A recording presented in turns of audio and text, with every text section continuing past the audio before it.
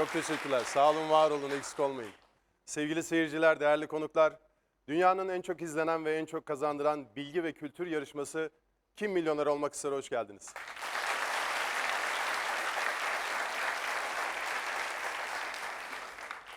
Ege Ulusoy geliyor.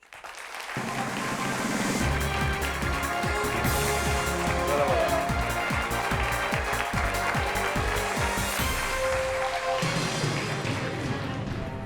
Ege, hoş geldin. Merhaba, hoş bulduk. Nasılsın? İyiyim, siz nasılsınız? Ben de iyiyim, teşekkür ederim. Seni tanımak isteriz. Ben Ege, 22 yaşındayım. Çanakkale 18 Mart Üniversitesi Uluslararası Ticaret Lojistik bölümünden Haziran ayında mezun oldum.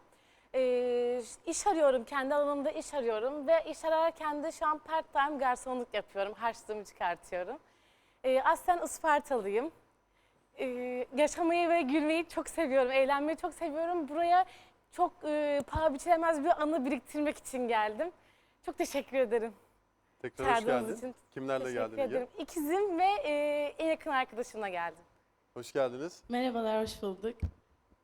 Ben Ece Ulusoy, Ege'nin ikiziyim.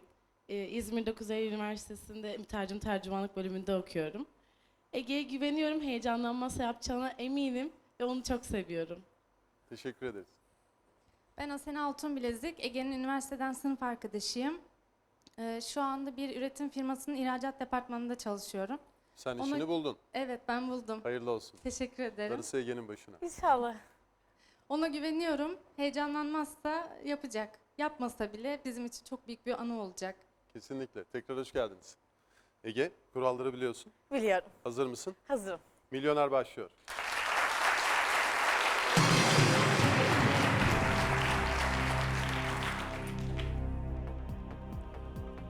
Satıcıya bu power bank'in siyah renkli olanından var mı diye soran müşterinin elinde tuttuğu muhtemelen hangisidir? A. Perde, B. Tava, C. Taşınabilir şarj cihazı, D. Kalem. C. Taşınabilir şarj cihazı son kararım.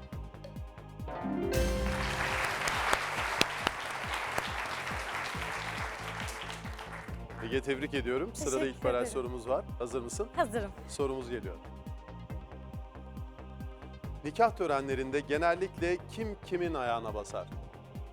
A. Gelin damadın, B. Damat nikah memurunun, C. Nikah memuru şahitlerin, D. Şahitler birbirlerinin. A. Gelin damadın son kararım.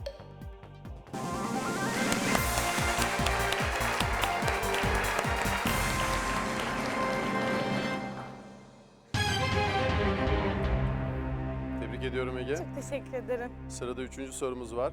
2000 lira değerinde. Sorumuz geliyor. Hangisi Türkiye'nin 7 coğrafi bölgesinden birinin adıdır? A. Kuzey Anadolu, B. Güney Anadolu, C. Doğu Anadolu, D. Batı Anadolu.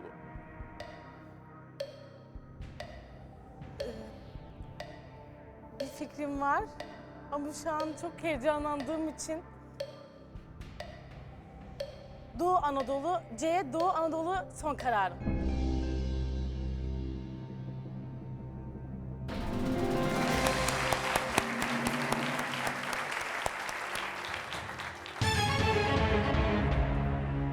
Ege, tebrik ediyorum. Teşekkür ederim. Az daha seyircilerimize soracaktım Evet sanırım. ama sonra dedim ki kendine gel, sakin ol ve cevapla. Evet, İyi yaptın. Jokerini boşa kullanmamış oldun. evet. Milyonere katılmaya nasıl karar verdin? Şimdi ben diğer Kenan Bey'den beri küçüklüğümden beri izlediğim bir program ama mesela bunu çok dile getirmedim. Küçükken işte ben de katılmalıyım diye aileme söylemedim ama böyle izlerken hissedersiniz ya, bir gün ben de orada olacağım. Bunu hissetmiş miydin? Evet, gerçekten hissetmiştim çünkü enerjik biriyim, buraya uyabileceğim, sizin de eğlenebileceğimi, herkes eğlenebileceğimi düşünüyordum ve biraz da büyümeyi bekledim. 22 yaşındayım, artık büyüdüğümü düşünüyorum. Böyle başvurdum ve buradayım. Teşekkür ederim. Tekrar hoş geldin. Teşekkür ederim. Bize enerji kattın Ege. Çok sağ olun. Sırada 4. sorumuz var. 3000 lira değerinde. Sorumuz geliyor. Bir ineği, 2 koyunu, 3 öküzü, 4 boğası, 5 keçisi olan birinin kaç küçük baş hayvanı vardır? A3, B5, C7, D10. Küçükbaş. Küçükbaş koyun, keçi. 7 yapıyor. Öküz de boğa küçükbaş değil. İnek de küçükbaş olmadığını düşünüyorum.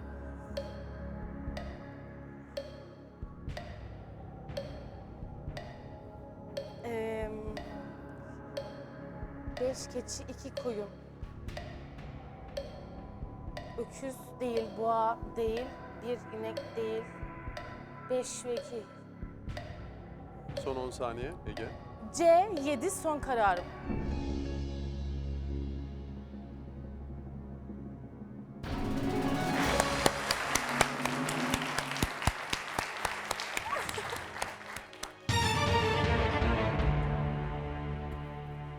Tebrik ediyorum. Teşekkür ederim. İnek böyle dişi olduğu için daha küçük olabilir mi diye düşündüm. Ya evet bir an burada Kıyamadım heyecandan büyükbaş demeyi. evet seviyorum. Bütün hayvanları seviyorum. Sırada 5. sorumuz var. Hazır mısın? Hazırım. 5.000 lira değerindeki sorumuz geliyor. Yunan mitolojisinde Truva'nın komutanı ve en büyük savaşçısı olan ve Aşil tarafından öldürülen kimdir? A. Herkül, B. Apollon, C. Paris, D. Hektor.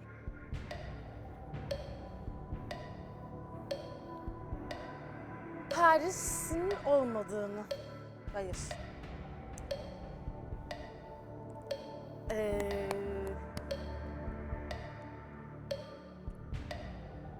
Seyirci joker hakkımı kullanmak istiyorum.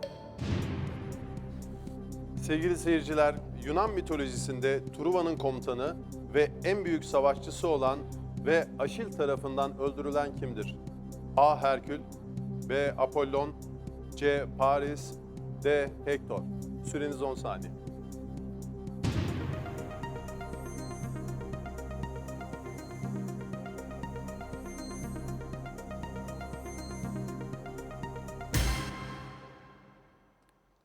Sevgili seyircilerimiz %33 ile A şıkkı, %30 ile B şıkkı, %29 ile D şıkkı demişler Ege. Sen ne diyeceksin? Seyircilerimize güveniyorum. Ama Herkül Hektor arasında ben de kararsızım şu an. 2 jokerin daha var. Yarı yarıya joker hakkımı kullanmak istiyorum. Ege Ulusoy yarı yarıya joker hakkını kullanmak istedi. Yanlış olan 2 şık eleniyor. C. Paris, D. Hektor. D. Hektor son kararım.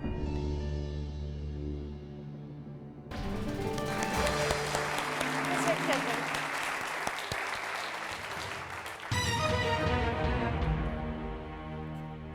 Filmi hatırlıyor musun?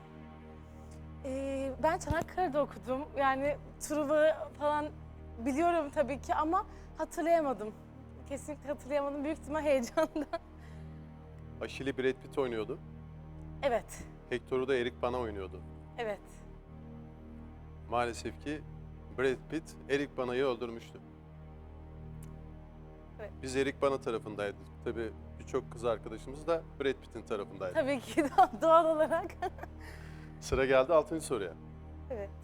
25 sıra değerinde sesli bir soru Ege. Önce dinliyoruz. Sonra sorumuz gelecek.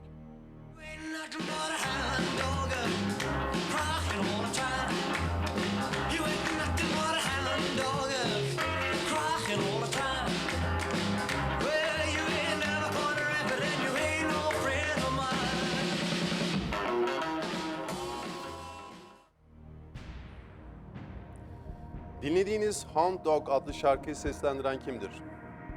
A. Frank Sinatra, B. Jimi Hendrix, C. Elvis Presley, D. Chuck Berry.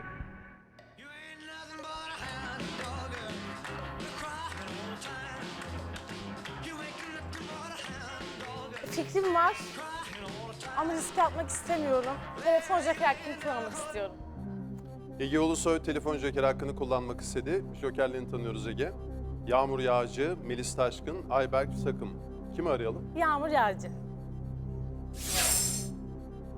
Yakınınız nedir? Ortaokuldan arkadaşım, çok yakın arkadaşım. Kendisi sinema okuyor, müzikle de ilgileniyor. O yüzden onu aramak istedim. Yağmur iyi akşamlar. Kenan İmirzalıoğlu ben, nasılsın? İyi akşamlar, iyiyim. Siz nasılsınız? Ben de iyiyim, teşekkür ederim. Karşımda Ege oturuyor. Sesli bir soruda takıldı, sana danışmak istedi. Tabii. Önce dinleyeceğiz, sonrasında Ege soruyu okuyacak, 30 saniye süren olacak. Tabii. Dinliyoruz. Buyurun.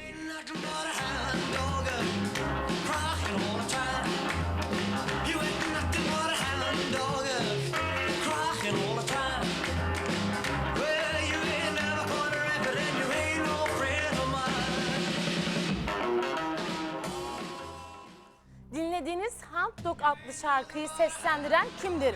A. Frank Sinatra, B. Jimi Hendrix, C. Elvis Presley, D. Chuck Berry. Hound Dog. Elvis Presley. Emin misin? Eminim. Tamam, teşekkür ederim. Değil. Ben de Elvis Presley olarak düşünüyordum. Emin oldum, içim rahatladı. C. Elvis Presley son kararım.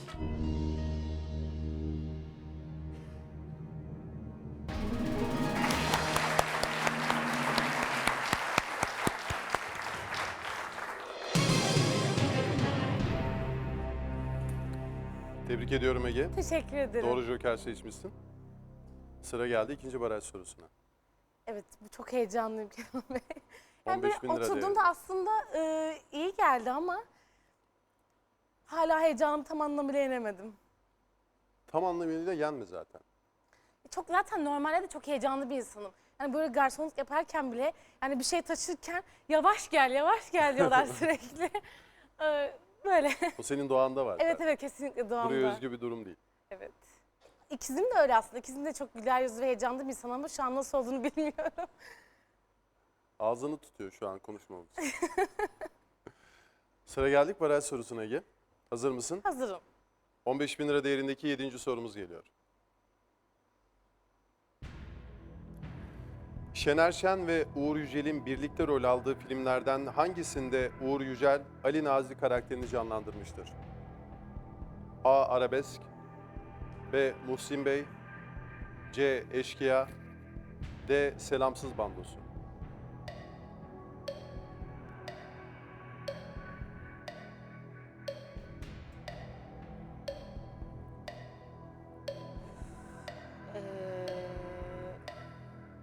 Muhsin Bey, Arabesk, Eşkıya ve Selamsız Bandosu.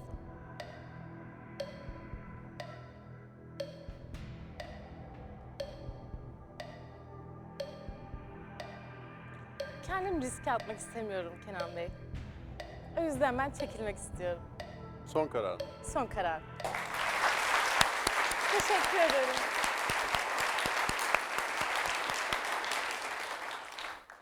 Çekilmeseydin ne derdin? İçimden Eşkıya diye geçti. C. Eşkıya son kararım. Muhsin Bey. Teşekkür ederim. Doğru kararı vermişim. Şu an çok mutluyum. Ege tebrik ediyorum seni. Ben teşekkür ederim. 25 sırayla uğurluyoruz. En yakın zamanda istediğin işi bulman diliyorum. Sağ olun. Teşekkür ederim.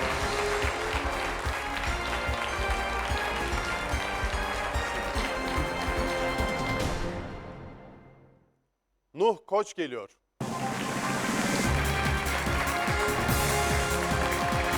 Merhabalar. Merhaba Kenan Bey.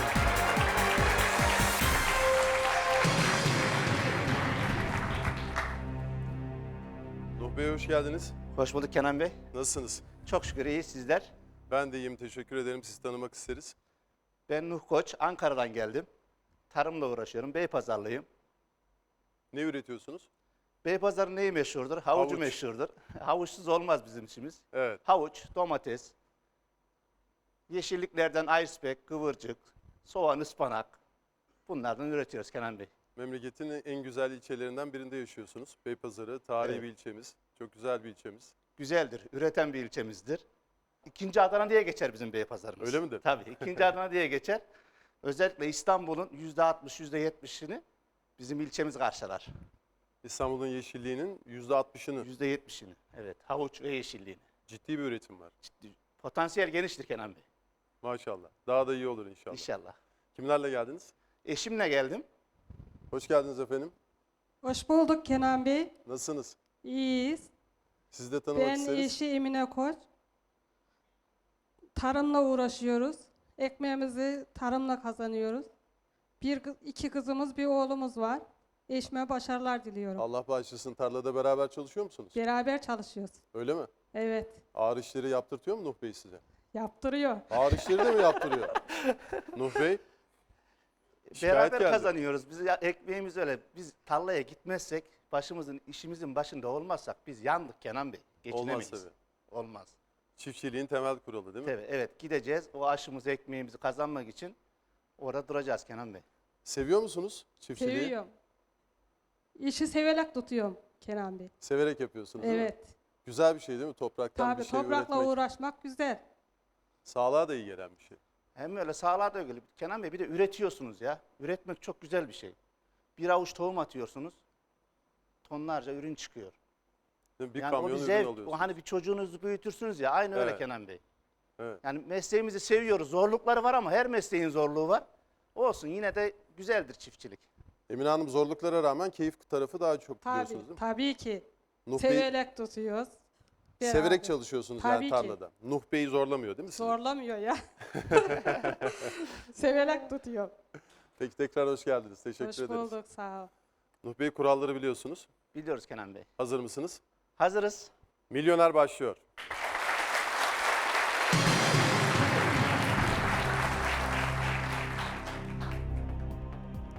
Hangisi tertemiz, yepyeni, pırıl pırıl anlamına gelir?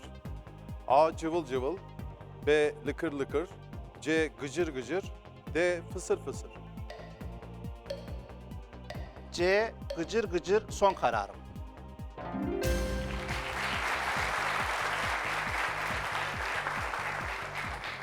Tebrikler Nuh Bey. Sırada ilk baraj Sağ ol sorumuz var. Kenan Bey. Hazır mısınız?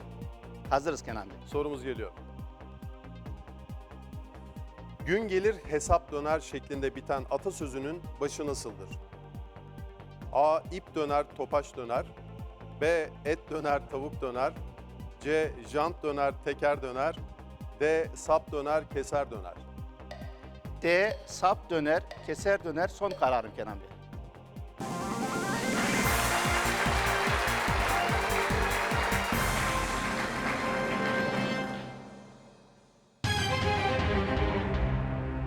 Nuh Bey, tebrik ediyorum. Sağ ol Kenan Bey. İlk barajı geçtiniz, 1000 lirayı garantilediniz.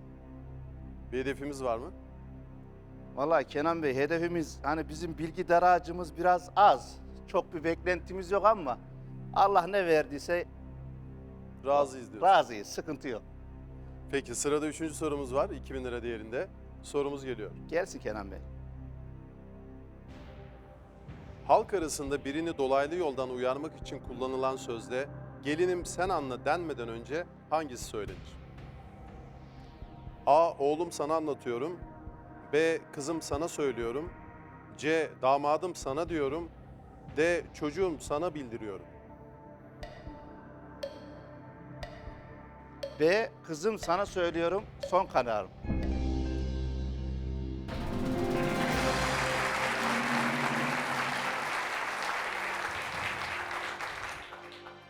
Şimdi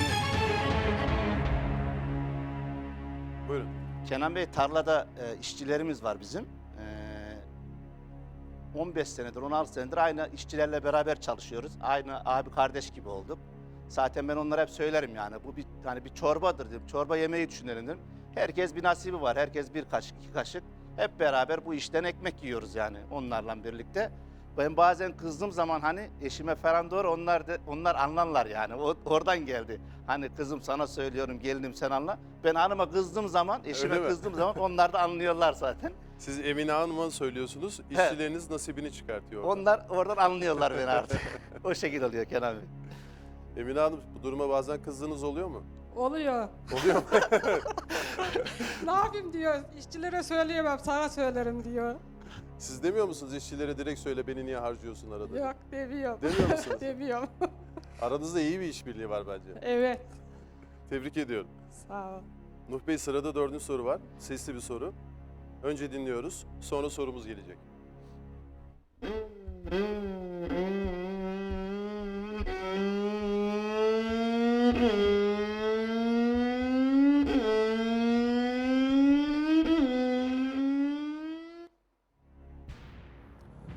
Dinlediğiniz sesler hangi enstrümandan çıkmaktadır? A. Keman, B. Yan flüt, C. Bateri, D. Darbuka.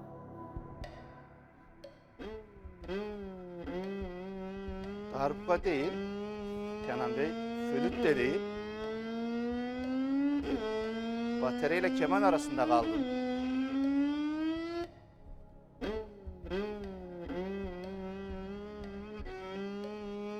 Seyirciye sormak istiyorum Kenan abi.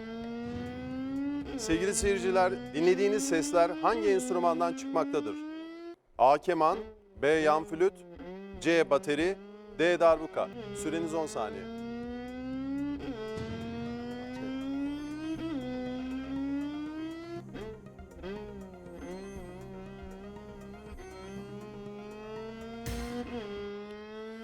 Nuh Bey, sevgili seyircilerimiz %77 ile A şıkkı demişler. A şıkkı keman son kararım. Bu kadar bozuk çalınır mı bu ya? Allah Allah.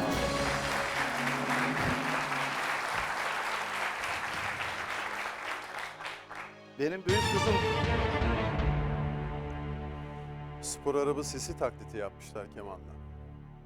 araba yarışı gibi geldi Kenan Evet. abi. Dedim araba çıkacak diye bakıyorum şıklarda araba yok. Benim kızım da keman bir ara keman sevdası vardı. Benim kızım bozuk çalıyordu. Bu kadar bozuk çalmıyordu ya. Dedim bilemedim. Bataryayla çıkaramadım. Onun için cevap veremedim. Seyircilere teşekkür ediyorum. Evet. Sırada 5. sorumuz var Nuh Bey. Tebrik ediyorum. Sağ ol Kenan abi. 5000 lira değerinde. Hazır Gelsin Kenan mısınız? abi. Hazırız Kenan abi. Sorumuz geliyor. Hangisi eskiden bilimsel yöntemlere tekniğe uygun biçimde yapıldığını vurgulamak için fenni ifadesi eklenen mesleklerden biridir? A. Madenci, B. Tesisatçı, C. İtfaiyeci, D. Gözlükçü.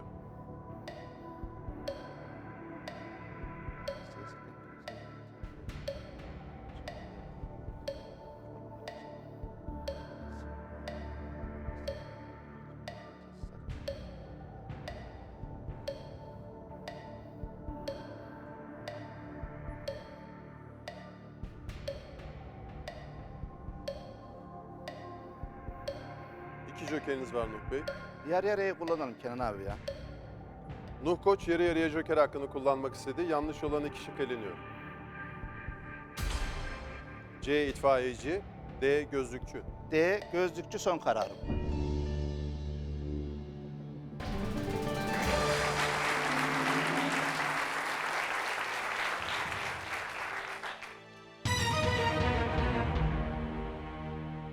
Nuh Bey, tebrik ediyorum. Sağ ol Kenan abi. Bir hedefimiz var mıydı?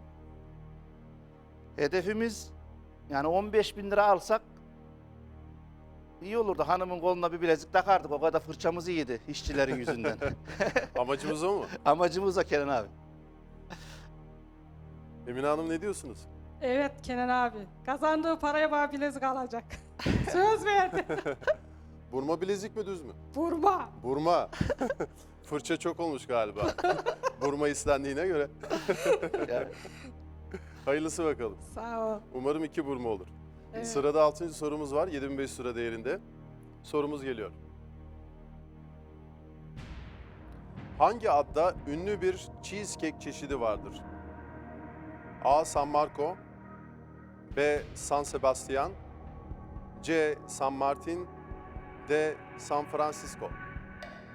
hangi adla ünlü bir... Ben bunu hiç bilmiyorum ki ya. Kenan Bey vallahi Joker'i arayalım. Telefon Joker'ini arayalım. Bu ne? Nuh Koç telefon joker hakkını kullanmak istedi. Jokerlerinizi sığınıyoruz Nuh Bey. Hüseyin Arat, Orhan Yurdakul, Rabia Koç. Kimi arayalım? Orhan Hoca'yı arayalım. Orhan Yurdakul arayalım. Yakınınız nedir? Orhan Hocam benim büyük kızım Rabia Koç'un dershaneden öğretmeni.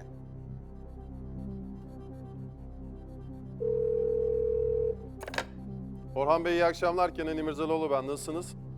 İyi akşamlar Kenan Bey. İyiyim, sağ olun. Siz nasılsınız? Ben de iyiyim. Teşekkür ederim. Nuh Bey ile yarışıyoruz. 6. soruda takıldı. Size danışmak Evet. istedi. Şimdi Nuh Bey Buyurun. size soruyu okuyacak. Hazır olduğunuzda Hı hı. 30 saniye süreniz olacak. Peki. Hazır mısınız? Hazırım. Buyurun.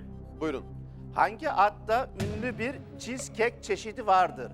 A. San Marco, B. San Sebastian, C. San Martin, D. San Francisco. Soruyu bir daha alabilir miyim? Hangi adda ünlü bir cheesecake çeşidi vardır? Hı hı. A. San Marco, San Sebastian, C. San Martin, D. San Francisco. 6 saniye. San Marco olabilir. Sağ ol hocam. Vallahi Kenan abi buraya bir daha gelme şansımız yok. Orhan hocamıza da güveniyorum. A şıkkı San Marco son karar.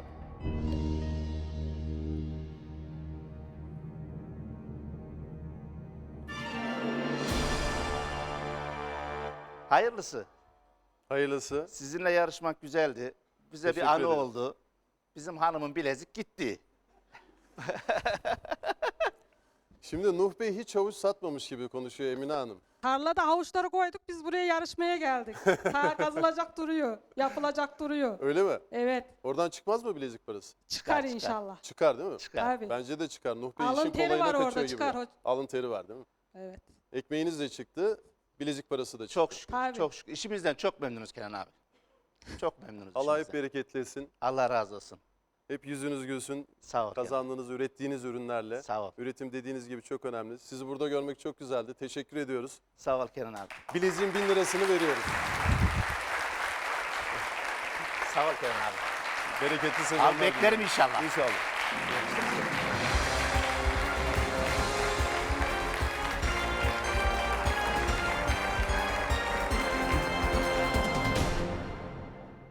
Asum Aralman Haytayan geliyor.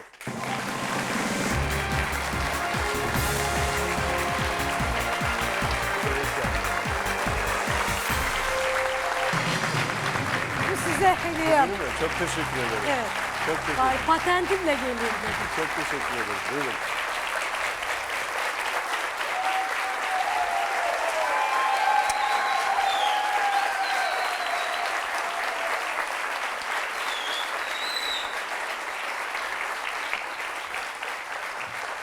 Rahat mısınız? Çok rahatım efendim. Teşekkür ederim. Çok teşekkür ederim. Bu benim için çok kıymetli bir hediye Evet. oldu. Hanımefendiyle koyarsınız pikaba, mis gibi dinlersiniz. Sizi zaten dinlerdik. Long play'den dinlemek çok Sağ olun. daha keyifli olacak. Çünkü bulmak çok zor sizin long play'lerinizi. Sağ olun. Asu Hanım hoş geldiniz. Hoş bulduk efendim. Nasılsınız? Ben çok iyiyim. Sizler güzel görünüyorsunuz, yakışıklı görünüyorsunuz. Teşekkür Harika ederim. görünüyorsunuz. O benim. sizi görmenin güzelliği. Sağ olun. Sizi burada görmek gerçekten bizim için onur verici, mutluluk verici. O şeref bana ait. Sağ olun. Seyircilerimiz ve ben tabii ki birçoğumuz sizi çok iyi biliyoruz, tanıyoruz. Fakat kendi ağzınızdan sizi biraz tanımak isteriz. Tabii. Ben 70'lerde müziğe sevdalı bir genç kız olarak pop'un bir kilometre taşı olmayı başardım. 45 tane 45'likle 2 tane long play yaptıktan sonra bu iş çok zormuş dedim ve ben biraz geri çekildim. Gerçekten özveri isteyen, sizler de biliyorsunuz, sizler de çok büyük özveride bulunuyorsunuz. Biraz da dizilerde oynayayım dedim. Baktım o daha büyük bir özveri istiyor. 2 ailede oynadım, Bedel'de oynadım, İffet'te oynadım. Sanatçı doğuluyormuş. Annemiz de bizi bu yolda çok destekledi. Piyanoyla, şanla. Bizim başka bir seçeneğimiz Anneniz olmadı. kendisi de sanatçıydı. Evet, operadaydı kendi. Başka bir seçeneğimiz olmadı. Bizim hayat şeklimizdi bu. İşte sonunda buradayım. İngiltere'de yaşıyorum. 11 yıl evvel çocukluk arkadaşımla evlendim. Arada bir geliyorum, diyorum. Tabii memleket hoş. Yani dünyanın neresine gidersiniz? Memleket başka değil mi? Özlüyor musunuz? Çok. Çok. Evet, başka anlatacak çok şey var. Buraya sığmaz zaten. Kitap yapacağım bir tane. Merak etmeyin. En çok neyi özlüyorsunuz yurt dışındayken? Vallahi insanlarımızı özlüyorum. Samimiyeti. Yani bir sürü insan oraya gidip yaşamadan karar veremez buna. Benim gibi 11-12 yıl yaşadıktan sonra özlenecek o kadar çok şey var ki. Bu toprağın insanı olmak böyle bir şey. Yani başka hiçbir toprakta değişemezsiniz. Allah hiçbirimizi vatansız bırakmasın, vatanımızın Amin. kıymetini bilelim. Amin. Dönmeyi düşünmüyor musunuz? Vallahi biz zaten senede 6 ay dönmüş vaziyetteyiz. 6 ay buradayım ben. 6 ayda oradayım. Orada eşimin hatırı için 6 ay oradayım. 6 ay buradayım. Biraz onun gönlü olsun, biraz bizim bir gönlümüz olsun. Böyle gidiyoruz. Evet, bağlar kopmadı hala. 2 emekli, Kökleriniz burada. o kesin. Harika. Kopmaz tabii. Kimlerle geldiniz? Ben kendim geldim. Seyircilerimiz sizde olacak. Evet. Evet. Teşekkür ederim. Sağ olun. Teşekkür ediyorum. Evet. Asu Hanım, kuralları biliyorsunuz. Evet. İnşallah yanılmam. Herhangi bir aksilik olursa ben yardımcı olurum size zaten. Peki efendim. Hazır mısınız? Hazırım efendim. Başlayalım mı? Tabii hay hay. Milyoner başlıyor.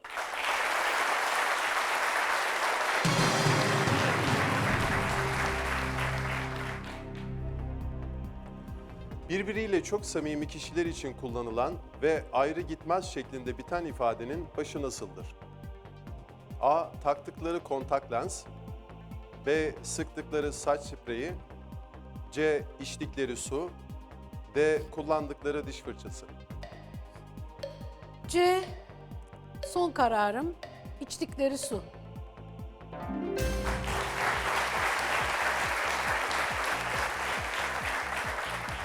Çok tebrik ediyorum. Sırada ilk baraj sorumuz var. Hazır mısınız? Hazırım efendim. Sorumuz geliyor.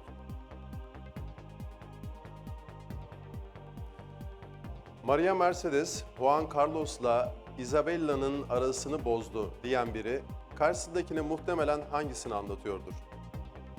A. Antik Çağ belgeseli. B. Pembe dizi. C. Hava durumu bülteni. D. Futbol maçı. B. Pembe dizi son kararım efendim.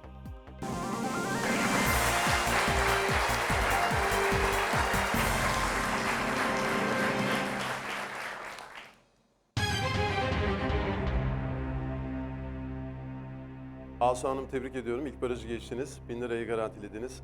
Sırada 3. sorumuz var. Hazır mısınız? Hazırım efendim. Sorumuz geliyor. Sizi medeni cesaretinizden dolayı tebrik ederim cümlesi, kendi profesyonel işi olmamasına rağmen hangisini yapan kişilere genellikle söylenmez? A. Topluluk önünde konuşma yapan. B. Televizyonda yarışmaya katılan. C. Canlı yayında şarkı söyleyen. D. Yeni ütülenmiş perdeleri asan.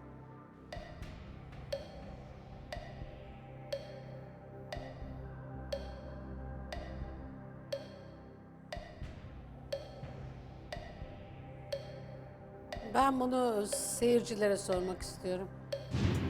Sevgili seyirciler, sizi medeni cesaretinizden dolayı tebrik ederim cümlesi, kendi profesyonel işi olmamasına rağmen hangisini yapan kişilere genellikle söylenmez? A. Topluluk önünde konuşma yapan. B. Televizyonda yarışmaya katılan. C. Canlı yayında şarkı söyleyen. D. Yeni ütülenmiş perdeleri asan. Süreniz 10 saniye.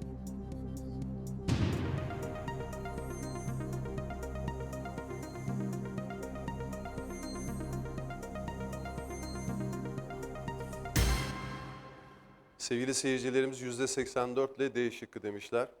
Asu Hanım, siz ne dersiniz? Ben de katılıyorum seyircilerimin yardımına. Teşekkür ediyorum. D.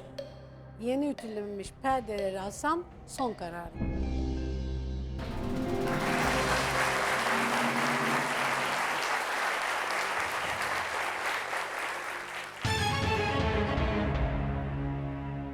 Tebrik ediyorum. Sırada 4. sorumuz var. Sesli bir soru. Önce dinleyeceğiz, sonra sorumuz gelecek. Güzel aşık çevremizi çekemezsin demedin mi? Bu bir rıza lokmasıdır, yiyemezsin demedin mi? Demedim mi? Ah demedim mi? Yiyemezsin demedim mi?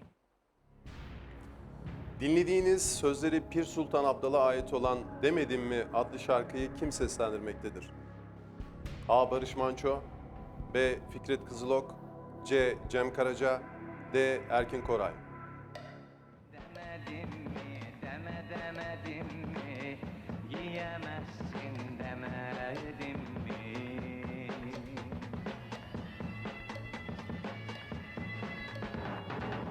Yemeyenler kalırını açar, gözlerinden kanlar saçar. Bu bir Cevap veriyorum. Buyurun. C. Cem Karaca son kararım.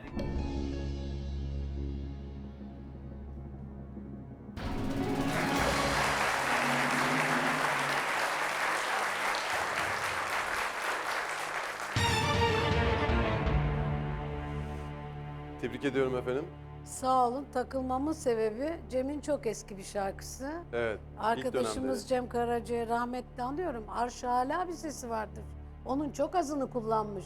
Allah Allah taklidi midir acaba diye düşündüm. Çünkü o kocaman bir sesi vardır. Evet, çok- Onun için düşündüm evet. Bir daldınız da o dönemlere mi gittiniz diye düşündüm acaba. O dönemlerden O bazı dönemlere- hatıralar mı canlandı? Kendisiyle çok yakinen arkadaştık ve turnelerde bir Barış beni turnelere götürdü. Bir Cem paylaşırdı. Çünkü ben de folklorik tarzda şarkılar söylediğim için ikisiyle de çıkardım. O günlere ait var mı anlatabileceğiniz özel bir anı? Tabii var, çok şeyler var. Cem bana kız kardeşi gibi davranırdı. Çok biliyorsunuz Toto Karaca onun annesiydi. Bayramlarda da topik falan yapılır böyle. Derdi ki annem beceremiyor ya bana bir topik yapsana falan derdi böyle. Biliyorsunuz bir mezedir topik. Ve ölmeden evvel de 3 gün evvel gene görüşelim diye bir konuşma oldu. Maalesef vefat haberini aldım. Koşa koşa gittim. Yani vefat ettiği 1 saat sonra oradaydım zaten. Evet. Çok değerli bir Tabii sanatçımızdı. arkadaşlarımızı kaybetmek hiç güzel olmuyor. Hiç güzel olmuyor. Hele gençken böyle. Ama o yaşıyor. Eserleriyle sonsuza kadar da yaşayacak. Evet. Hepimizin evinde kasetleriyle, CD'leriyle, Pek tabii. long play'leriyle Tabii. yerini sonsuza dek alacak. Nur içinde yatsın. Rahmetle Amin. anıyoruz Cem Karaca'yı. Amin. Sırada 5. sorumuz var. 5.000 lira değerinde. Hazır mısınız? Hazırım efendim. Sorumuz geliyor. Como Gölü, Capri Adası ve Pienza yerleşkesini gezmek için hangi ülkeye gitmeniz gerekir? A. Malta, B. İtalya, C. İspanya, D. Yunanistan.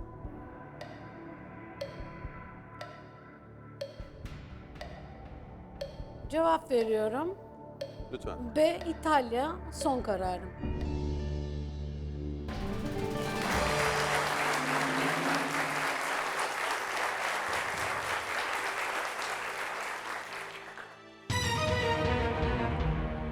Tebrik ediyorum efendim. Sağ olun. Sırada 6. sorumuz var. 2500 lira değerinde. Hazır mısınız? Hazırım efendim. Sorumuz geliyor. Amerika Birleşik Devletleri'ndeki bir sanat galerisinde Mauricio Cattelan tarafından duvara bantlanan hangi meyveler 120 bin ile 150 bin dolar arasında değişen fiyatlara satılmıştır? A. Muz, B. Ananas, C. Üzüm, D. Çilek.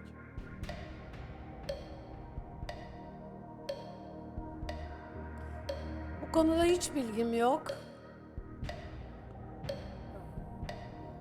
Bir telefon yardımı alabiliriz herhalde. Telefon joker hakkını kullanmak Lütfen. istiyorsunuz. Jokerlerinizi tanıyoruz. Gülşen Garipler, Gökhan Küçükarslan, Kamuran Büyük Akgül. Kimi arayalım efendim? Gülşen Garipleri arayayım. Gülşen Garipler aranıyor. Yakınınız nedir? Çok yakın arkadaşım. Kendisi yıllardır çok yakın, çok sevdiğim, çok faal, her konuda bilgisi olan bir arkadaşım. Gülşen Hanım iyi akşamlar. Kenan İmirzalıoğlu ben. Nasılsınız? İyi akşamlar efendim. Teşekkür ederim. Sizler nasılsınız? Gayet iyiyim. Çok teşekkür ederim. Asu Hanım'la onur duyarak, şeref duyarak yarışıyorum. Estağfurullah. Karşımda oturuyor kendisi. Bizim için çok özel bir gün. Büyük onur bizim için de. Kendisine teşekkür ediyorum. Ben de joker olarak bize de yer verdiği için saygılarımı sunuyorum. Teşekkür ederim. 6. soruda takıldı Asu Hanım. Sizden yardım almak istedi. Şimdi Asu Hanım size soruyu okuyacak. 30 saniye süreniz olacak. Hazır mısınız? Hazırım. Başarılar diliyorum. Teşekkürler. Buyurun efendim. Amerika'daki bir sanat galerisinde Mauricio Cattelan tarafından duvara bantlanan hangi meyveleri 120 bin ile 150 bin dolar arasında değişen fiyatlarla satılmıştır? A. Muz, C. Üzüm, B. Ananas, D. Çilek. Muz. Teşekkür ederim Gülşen'cim. Rica ederim. İyi akşamlar Sağ ol efendim. canım. İyi akşamlar diliyorum. İyi akşamlar, sağ ol. Çok teşekkür ederim. Evet, ben de Gülşen'e güveniyorum. A. Muz diyorum, son kararım efendim.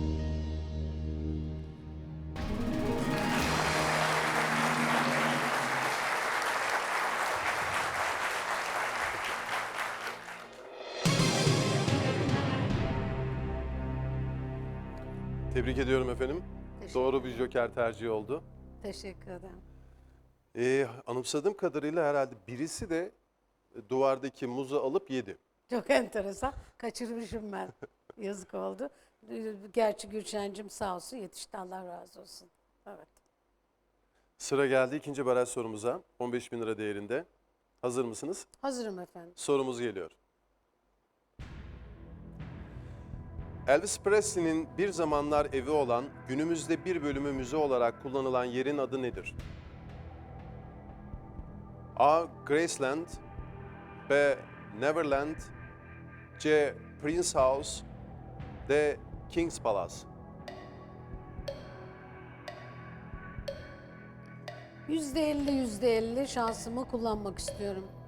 Asumar Alman yarı yarıya joker hakkını kullanmak istedi. Yanlış olan 2 şık eleniyor.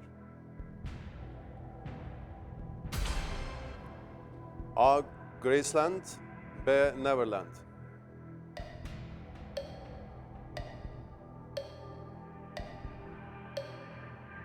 Ben 60 olacağım. Bilerek söylemiyorum. B. Neverland diyeceğim. Son kararım.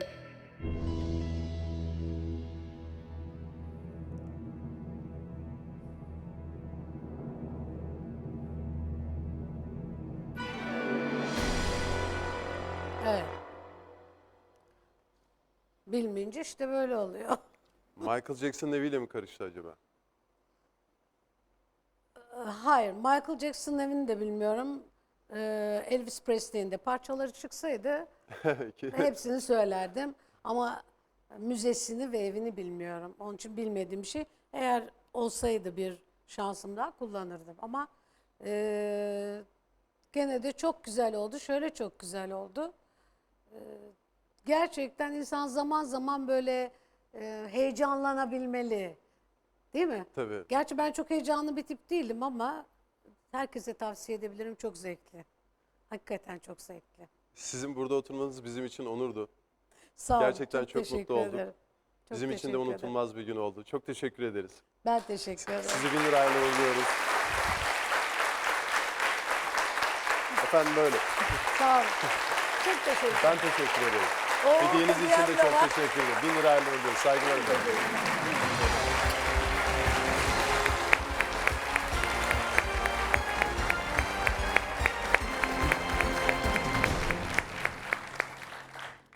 Burak Özcan geliyor. Merhabalar. Merhabalar. Hoş geldiniz.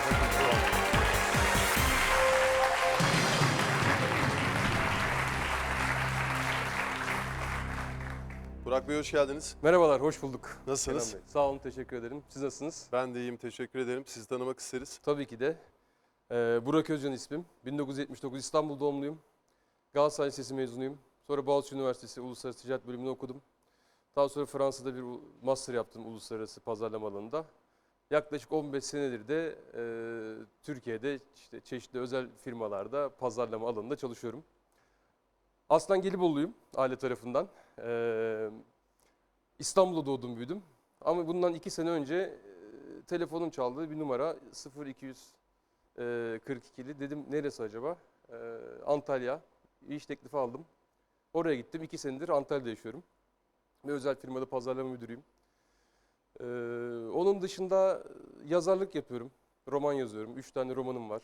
2 tanesi basılmış. Basıldı. Evet, basıldı. Programdan sonra size de armağan etmek istiyorum. Çok memnun İmzalayarak. olurum. Çok memnun olurum. Onun dışında piyano çalıyorum. Özel bir konservatuvar mezunuyum. Piyanoyla çok ilgiliyim. Tarım işi yapıyorum. Gelibolu'yum demiştim. Gelibolu'da bizim arazilerimiz var. Orada Zeytin mi? Ne yapıyorsunuz? kiraz, erik, enginar. Onun dışında en önemlisi işte evliyim. 2 tane çocuğum var. Allah bağışlasın. Sağ olun. 2 tane ufaklık. Bir tanesi Batı Bey, büyük olan. Bir tanesi Likya Hanım, ufak olan. Aile fotoğrafı görüyoruz burada galiba. Evet. Allah bağışlasın, mutluluklarını göstersin. Teşekkür ederim. Çok sağ olun. Milyonere katılmaya nasıl karar verdiniz? Valla ben karar vermedim. Eşim karar verdi. Genelde öyle mi oluyor? Kararları eşiniz mi alıyor? Zor bir soru. Zor bir soru. Yani paylaşıyoruz karar alma aşamasını. En Kendi güzel. aramızda bölüşüyoruz. Bundan işte birkaç hafta önce izlerken çok enteresan cevaplar verdim. Dedik ya sen ilgi çeken bir yarışmacı olursun. Seni mutlaka ben yazayım. Ya dedim boş ver sen yapmazsın bu işi. Yaparım dersin yapmazsın. Aldı telefonu eline. Yaptı giriş. Ondan sonra gönderdi. Çok da kısa bir süre sonra dönüş geldi. Sağ olun sizler tarafından. Siz İşte de sağ olun. burada buldum kendimi. Hoş geldiniz Hoş tekrar. bulduk. Çok teşekkür ederim. Sağ olun. Kimlerle geldiniz? Eşimle geldim. Hoş geldiniz. Hoş bulduk. Nasılsınız? İyiyim, teşekkürler siz. Ben de iyiyim. Sizi tanımak isteriz. Ben Gaye Özcan, Burak'ın eşiyim. Bahsetmiş olduğu gibi 2 tane küçük bebeğimiz var. Biri 3,5 yaşında, biri 1,5 yaşında. Ben zamanımın büyük çoğunluğunu onlarla harcıyorum. Yaşları çok yakın ve çok küçükler Evet. diye. Böyle. Annelik zaten en kutsal görev. Evet, aynen öyle. Burak'a da güveniyorum. İnşallah güzel, başarılı bir yarışma çıkaracaktır. Umarız. Tekrar hoş geldiniz. Hoş bulduk. Burak Bey, kuralları biliyorsunuz. Evet. Hazır mısınız? Hazırım. Milyoner başlıyor.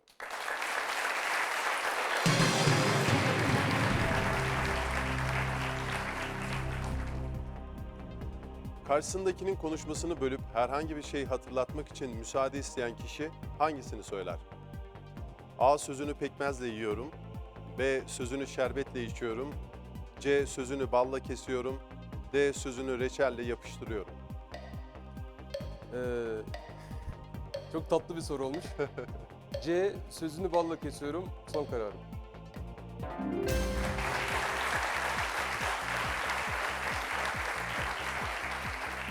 Tebrik ediyorum Burak Bey. Sırada ilk baraj sorumuz var. Sorumuz geliyor. Hangisi yeşile benzeyen, rengi yeşili andıran anlamına gelir? A. Yeşilim bırak. C. Yeşilim çırak. C. Yeşilim şırak. D. Yeşilim tırak.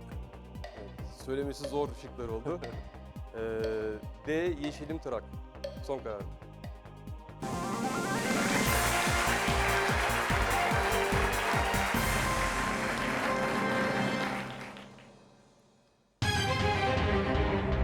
Tebrik ediyorum. İlk barajı geçtiniz. 1000 liraya garantilediniz. Bir hedef var mı? Valla şimdi ben bunun stratejisini çok yaptım. Ya aslında hedefim telefon jokerine ihtiyaç duymamak ilk 7 soruda. Ondan sonra 30 bin ve 60 bin olabilir diye düşünüyorum. Yani 60 ile 125 bin arasında bir hedefim var aslında. Evet. Ama tabii sorulara bağlı. Çok böyle değişik, benim ilgi alanımın çok dışına yerlerden gelip de kontrpiyede kalıp gollerde yiyebilirim. İnşallah yemem. En büyük İnşallah. beklentim o. Umarım istediğiniz gibi olur. Teşekkür ederim. Sırada 3. soru var. 2000 lira Buyurun. değerinde. Hazır mısınız? Hazırım. Buyurun. Sorumuz geliyor. Şirinler çizgi filminin başlangıcında hangi durumda şirinleri görebilme ihtimalinden bahsedilir? A. Gargamel'den kaçılırsa. B. Gece geç yatılmazsa. C. İyi bir çocuk olunursa. D. Kötü espriler yapılmazsa. Bundan sonra ben de çocuklarıma bol bol hatırlatacağım, bunu söyleyeceğim. Emin olun. Şirinlerle büyümüş bir çocuğum ben. C. iyi bir çocuk olunursa. Son kararım.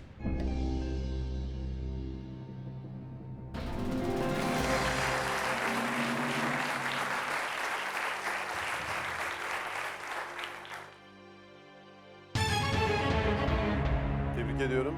Sağ olun. Sırada 4. sorumuz var. 3000 lira değerinde. Buyurun. Sorumuz geliyor. Caz müziği çalan orkestraya ne ad verilir? A. Caz band, B. Cazgır, C. Cazkar, D. Cazman. Yani esasında cazkar da anlamlı duruyor ama belki kullanılmışlığı bile vardır ama bu sorunun doğru cevabı aslında jazz band olması lazım diye düşünüyorum.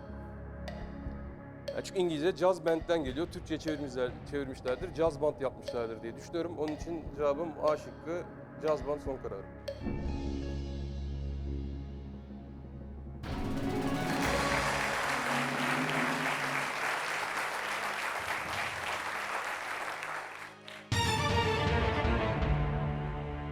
Tebrik ediyorum. Sağ Sırada olun. 5. sorumuz var. 5000 lira değerinde. Hazırsınız görüyorum. Sorumuz Hazırım. geliyor. Havada çark gibi dönerek atılan takla anlamına gelen kelimenin doğru yazılışı hangisidir? A. Parande, B. Parende, C. Peranda, D. Perende. Vallahi ben imlalı çok ilgili bir isim. Özellikle kitap yazdığından dolayı.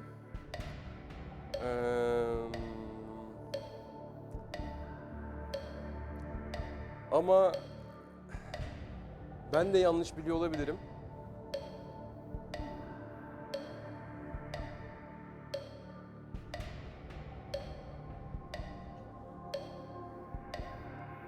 Neyse ben Bursa Parende demek istiyorum son karar.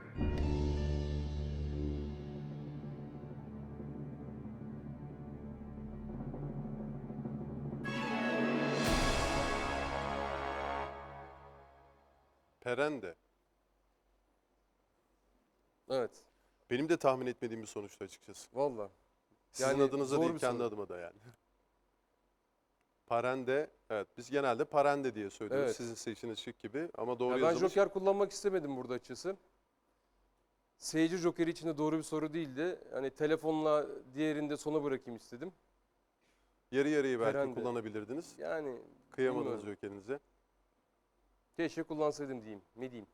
Kısmet. Yapacak bir şey yok. Sağlık olsun. Çok teşekkür ederim. Tebrik ediyorum. Sağ olun. Sizi 1000 lirayla uğurluyoruz. Başarılar dilerim. Kitabınızı merak ediyorum. 1000 lirayla uğurluyoruz.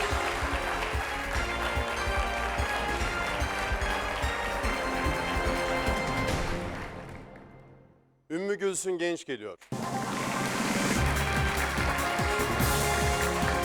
Hoş geldin. Merhaba.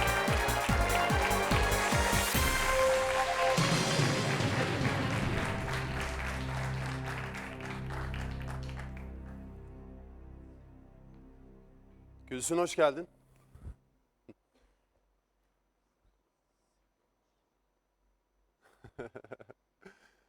Seni biraz tanımak isteriz Gülsün. Nerelisin, eğitim durumun, mesleğin?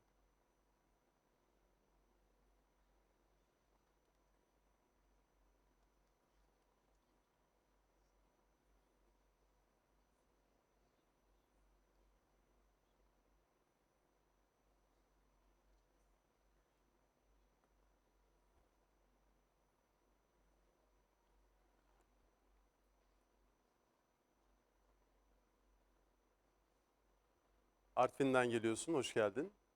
Atatürk Üniversitesi Mühendislik Fakültesi mezunusun. Hangi bölümde okudun?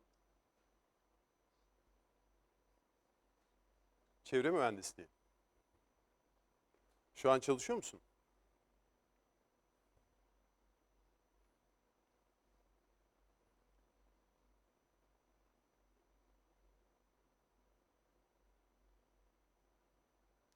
Kamuda memur olarak. Kimlerle geldin? Arkanda.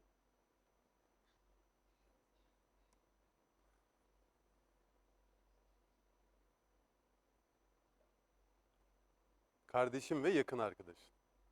Hoş geldiniz. Sizleri de tanımak isteriz. Merhabalar Kenan Bey. Ben kardeşiyim. Adım Esra. Ablamla aynı kamu kurumunda psikolojik danışman olarak çalışıyorum. Artvin'den geldik. Ona Artvin'de mi çalışıyorsunuz? Evet, Artvin'de. Ona destek olmak için buradayız. Öyle başarılar diliyorum ablama. Teşekkür ederiz. Tekrar hoş geldiniz. Sizi de tanıyalım. Merhabalar, ben de Zeynep Temel. Gülsüm'le üniversiteden arkadaşız, aynı evde kalıyorduk. O zamandan beri de görüşüyoruz. Başarılar diliyorum, İnşallah çok iyi olur onun için. Teşekkür ederiz. Ablanızı daha fazla yormamak adına siz biraz anlatır mısınız Gülsün? Yani duyabiliyorsa hani konuşuyordur, duyamıyorsa hani 3-4 konuşma yaş engeli vardır. civarında bir Aha. havale ateşli hastalık geçirdi. Ha, doğuştan değil. Doğuştan değil, aynen. Sonrasında işitmede herhangi bir kaybı yok. Sadece konuşma yetisi yok.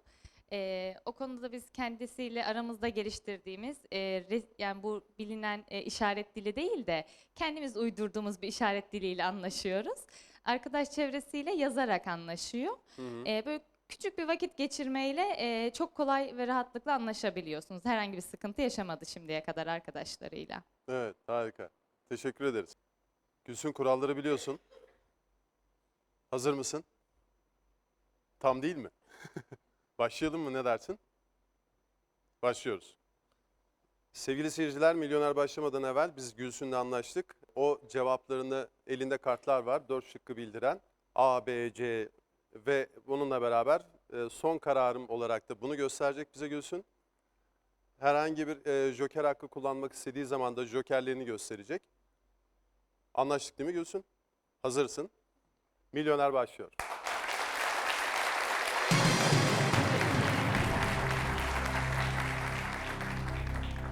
Gülsün, ilk sorumuz geldi.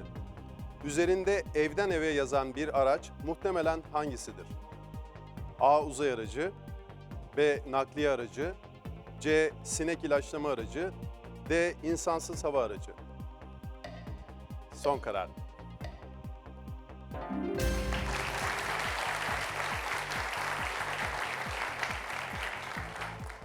Tebrikler Gülsün. Sırada ilk baraj sorumuz var. 1000 lira değerinde. Hazır mısın? Sorumuz geliyor. Havanın açık olduğu yaz günlerinde özellikle yaşlılara ve çocuklara 11-15 saatleri için yapılan tavsiye hangisi olur? A. Güneşe çıkmayın. B. Ders çalışmayın. C. Televizyon izlemeyin. D. Dans etmeyin. A. Son karar.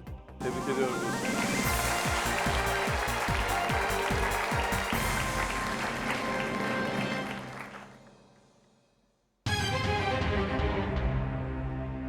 Gülsün, tebrik ediyorum.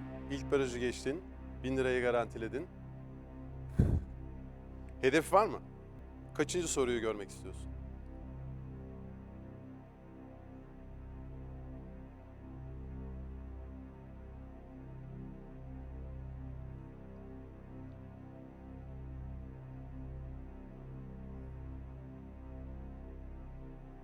Hedef belirtmemiştin.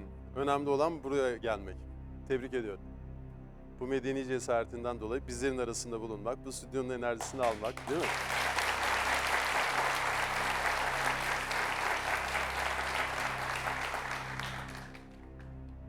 Tebrik ediyorum Gülsün. Hazır mısın? Devam edelim mi? Hazırız. Sırada 3. sorumuz var. 2000 lira değerinde. Sorumuz geliyor. Hangisi hayvanlar aleminde yer alan şubelerden birinin adıdır?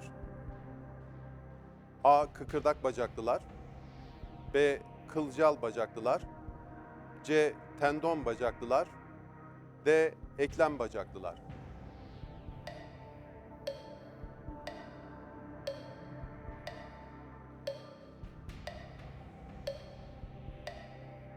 D. Son kararı.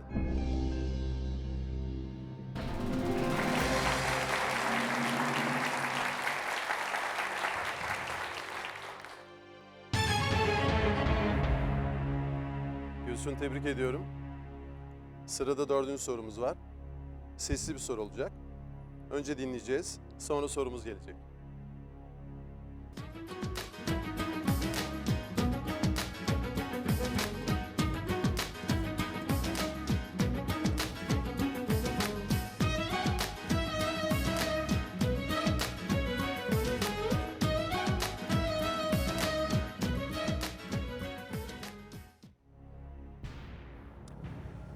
Müziğini dinlediğiniz Kenan Doğulu şarkısının adı nedir? A. Baş harfi ben.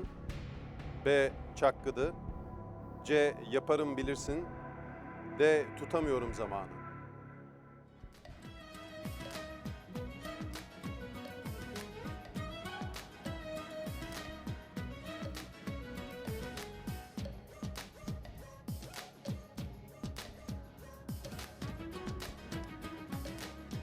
Seyirci joker hakkını kullanmak istiyorsun. Son karar.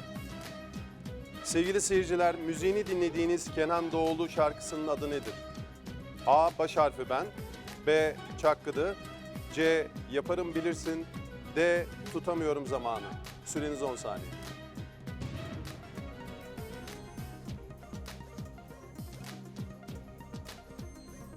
Bir fikrim var ama emin olamadım.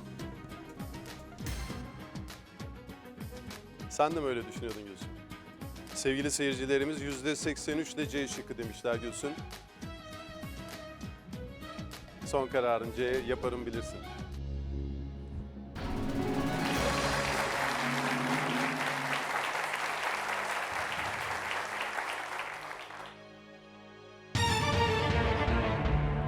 Sevgili seyircilerimiz anladınız herhalde. Gülsün size teşekkür ediyor. Ve 5. soruya geldin Gülsün. 5.000 lira değerinde. Hazır mısın? Devam edelim mi? Sorumuz geliyor. Hangi çizgi film kahramanının en sevdiği ve sıkça yediği yiyecek baldır? A. Garfield. B. Bugs Bunny. C. Homer Simpson. D. Winnie the Pooh. D. Son kararı.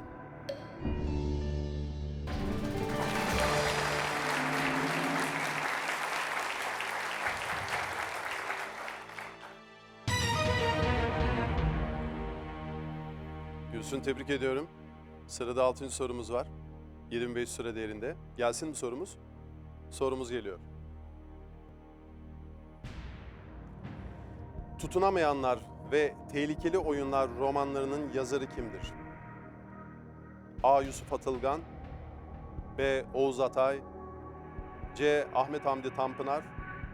D. Sabahattin Ali.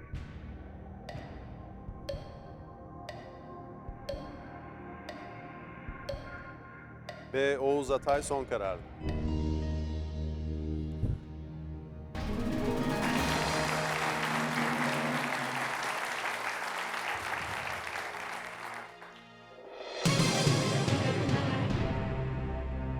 Tebrik ediyorum Gülsün.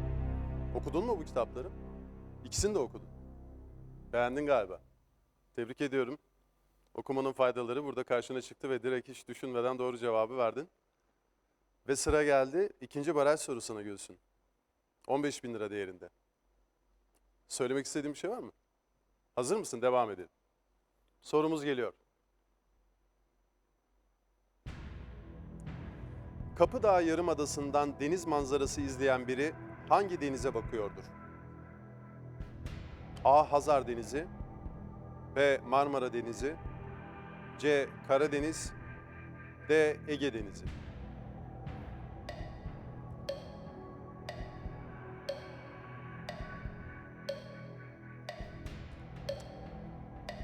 Telefon joker hakkını kullanmak istiyorsun, son kararın. Jokerlerini tanıyoruz Gülsün. Asım Kaya, Mehmet Fatih Çiftçioğlu, Ahmet Vural. Kimi arayalım? Mehmet Fatih Çiftçioğlu mu? Mehmet Fatih Çiftçioğlu aranıyor. Yakınınız nedir Gülsün?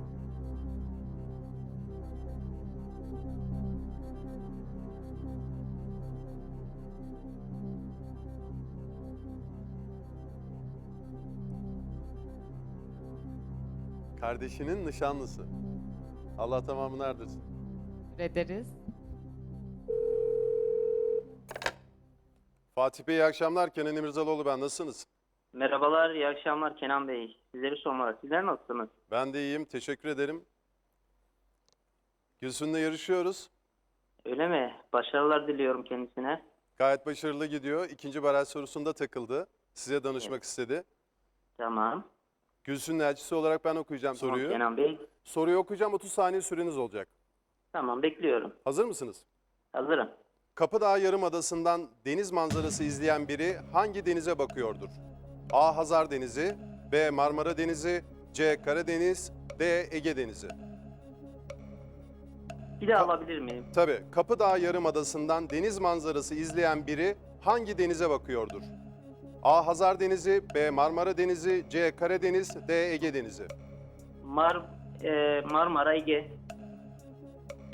Hangisi? Bir daha şık neydi? Şıklar. Marmara, Ege, Karadeniz.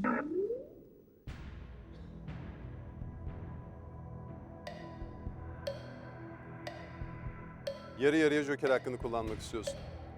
Gülsün Genç yarı yarıya joker hakkını kullanmak istiyor. Yanlış olan 2 şık eleniyor. A. Hazar Denizi, B. Marmara Denizi Gülsün.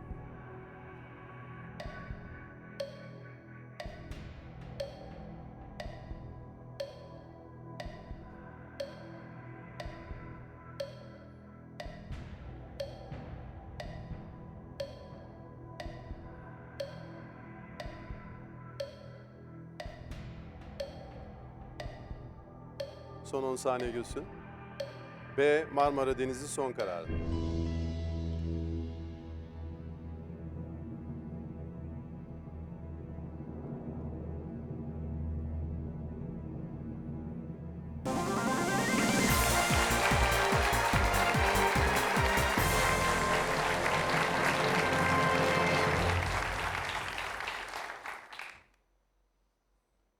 Gülsün, tebrik ediyorum. 15.000 lirayı garantiledin. Bununla beraber çift cevap joker hakkı kazandın. Bir planın var mı? Bu parayı nerede kullanmayı düşünüyorsun?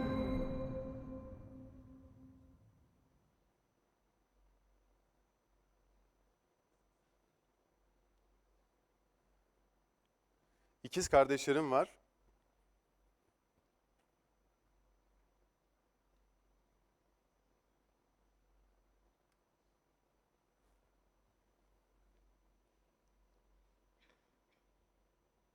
İkizler erkek mi? Erkek. Biri Sakarya'da tıp okuyor, biri Erzurum'da PDR okuyor. Maşallah. Muhtemelen ablam onların eğitimine destek sağlamak isteyecektir. Öyle mi? Son kararın. Esra'ya katılıyorsun. Güzel. Buradan kazandığın para eğitime gidecek. Harika. Tebrik ediyorum Gülsün. İkinci barajı geçtin. Devam edelim mi? Hazır mısın? Evet. Süre kısıtlaman yok. Esra, bekliyor muydun böyle bir başarı? Bekliyordum ama buraya katılma cesaretini göstermiş olması alacağı ödülden daha değerliydi bizim için. Destekliyoruz. Umarım ilerleyecektir. Esra, söylediklerine katılmamak mümkün değil. Bu medeni cesareti göstermesi Gülsün'ün gerçekten buradan alacağı 1 milyondan bile daha değerli. Kesinlikle. Çok örnek bir davranış. Gerçekten tebrik ediyorum. Eminim seyircilerimiz de aynı şeyi düşünüyordur.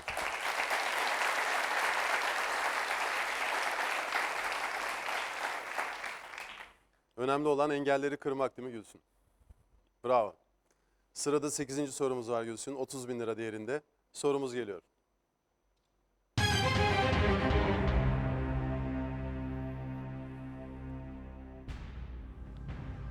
Elinize bir tartı alıp tartılacak olsanız hangisinde daha ağır gelirdiniz?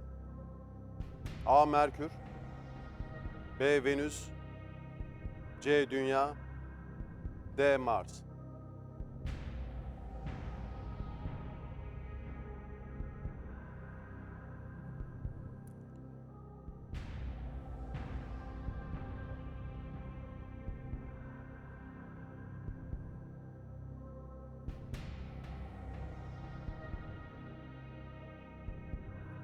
Bütün aklından geçenleri yazabilirsin Gülsün.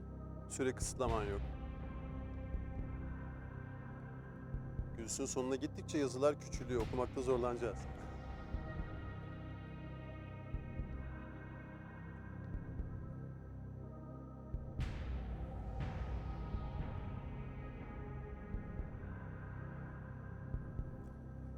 Sayısalcıya çok iyi soru aslında, fakat şu an yer çekimlerini hatırlamıyorsun gibi. Astronomiyle nasıldır aran? Şöyle böyle. Bir mantık yürütebiliyor musun?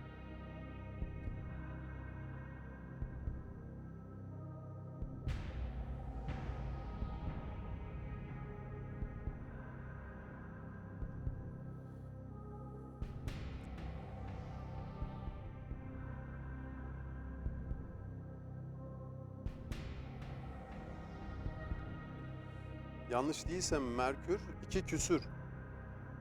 Yer çekiminin G kuvvetini mi?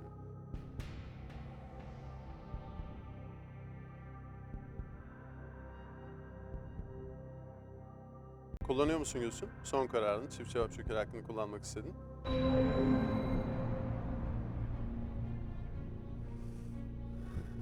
İlk cevabın ne olacak?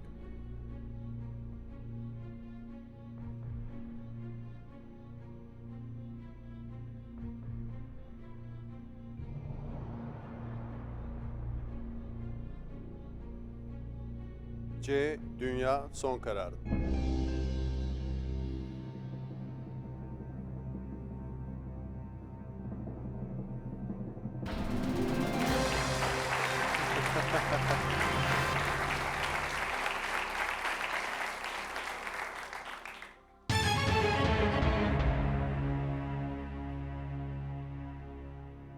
Tebrik ediyorum Gülsün. Şu an 30 bin liram var. 8. soruya da doğru cevap verdin. Joker'in olmasa da doğru cevabı verir misin aslında? Emin olmak istedim. Çok iyi gidiyorsun. Tebrik ediyorum. Eminim ikizler de çok mutlu olacaktır buna. Gülsün, tebrik ediyorum. Şu an 30 bin liram var ve 60 bin liralık soruyu açtırmaya hak kazandın. Hazır mısın? 9. sorumuz geliyor sevgili seyirciler. Hangisi dallı ve benekli çeşitleri de olan eskiden kullanılan ipekli ve pamuklu bir kumaştır? A. Sandal, B. Kayık, C. İskele, D. Kürek.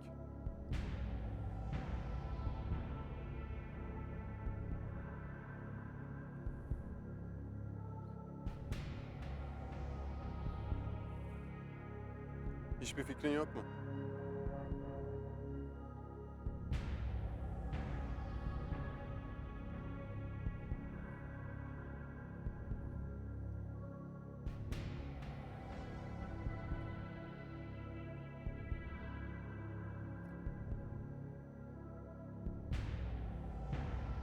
Anneniz Esra'ya çeyiz hazırlarken böyle nakışlar, dikişler, danteller falan var mı?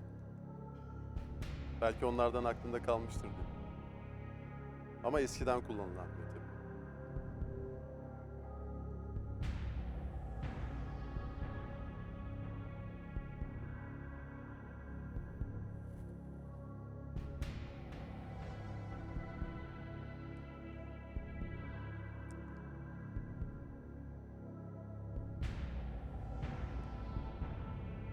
Joker'in olsaydı, değil mi?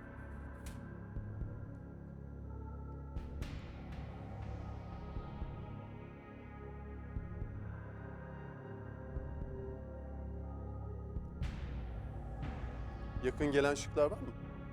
Eleyebildiklerin var mı? 2 tanesi arasındasın. Hangi şık onlar? Gösterebilirsin. Son kararım demeden.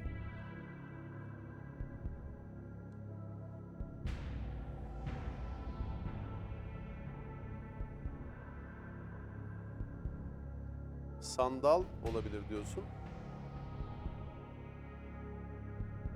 Ve iskele mi? Evet.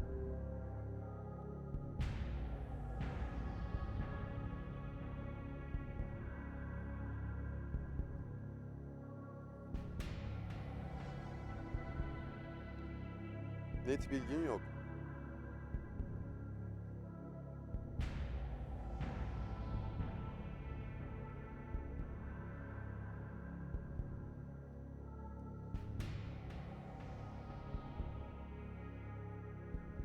Net bilgi olmayınca cesur olamıyorsun.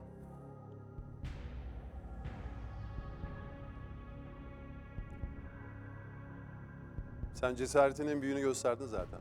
Gülsün. Buna doğru cevap verirsen 60 bin lira olacak. Şu an çekilirsen 30 bin liran var. Yanlış cevap verirsen 15 bin lirayla çekileceksin. Hayatta risk almayı seviyor musun? Yoksa korkar mısın riskten? Daha garanticisin. Dengeli. Burada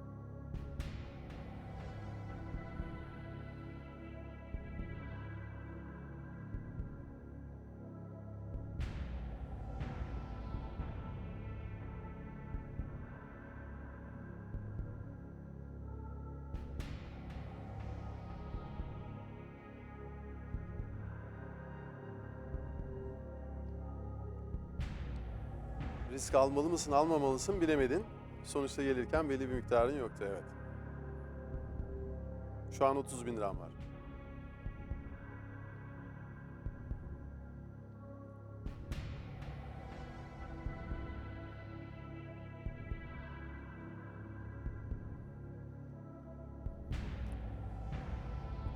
Çift cevap joker hakkın olsaydı burada kullanır mıydın? A ve C arasında mı?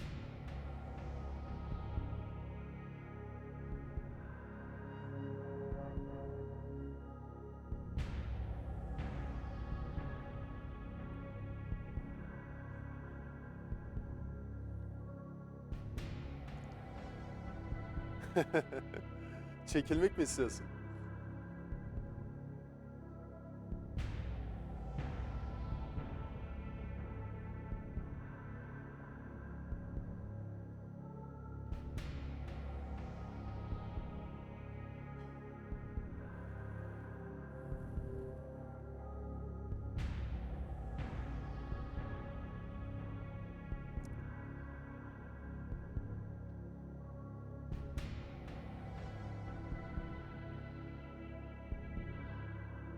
Hayırlısı. Çekilmek mi istiyorsun?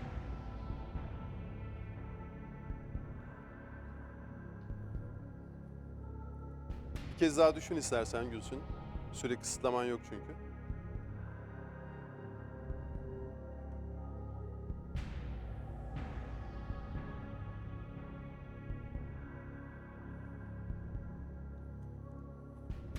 İki şıkkı indirdin. O iki de 1'e inebilirse A ve C'den hangisi daha çok öne çıkıyor senin için? C mi daha çok öne çıkıyor?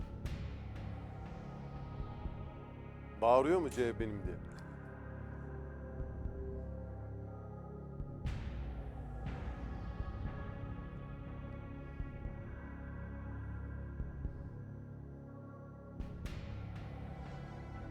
Yanlış da olabilir.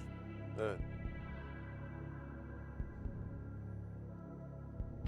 Yanlış cevap verirsen 15 bin lira kaybediyorsun diyorsun.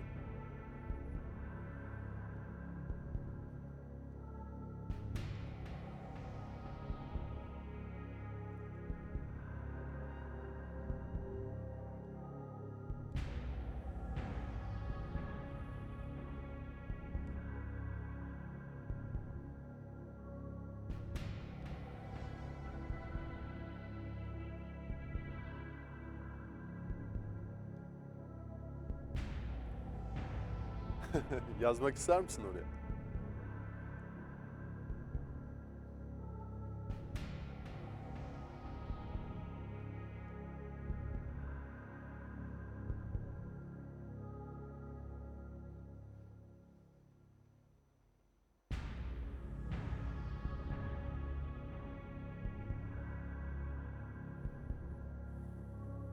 Hissin cevaplı diyor. A ile C arasında kaldım.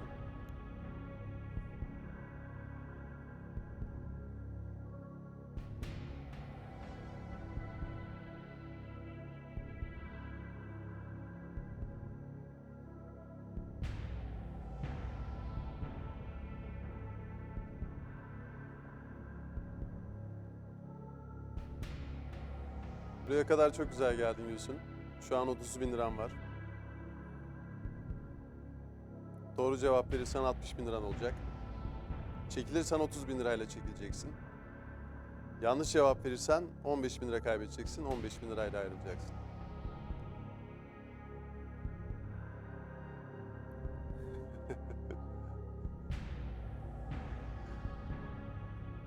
Kalbin cevaplı diyor, aklın çekil diyor.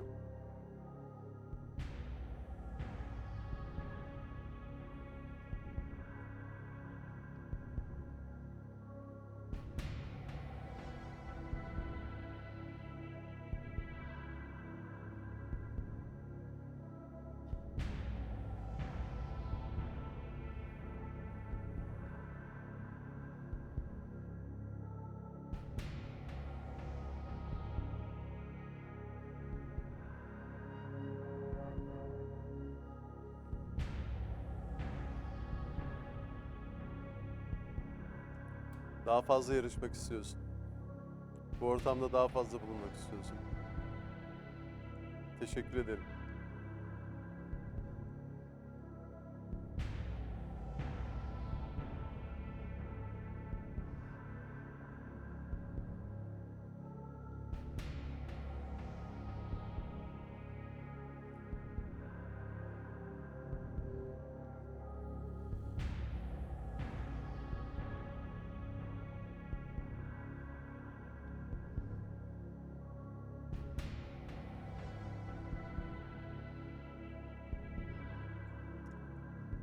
Hangisi kumaş ismi olabilir?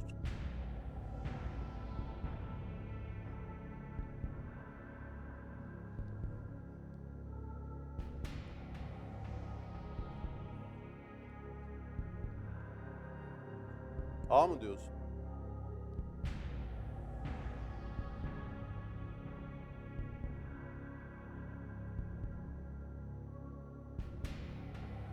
Bir şey mi anımsattı sana son anda?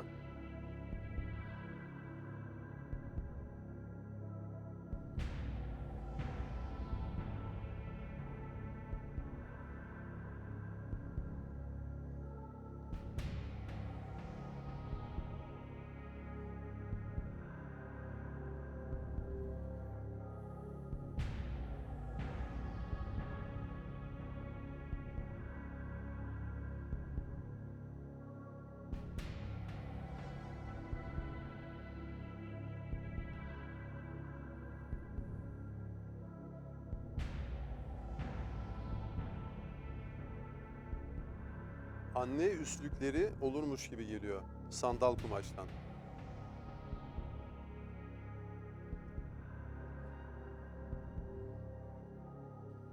Daha önce bir yerde duydun mu bunu? Eskilerden hatırlıyorsun sanki. Ama nereden bilmiyorsun.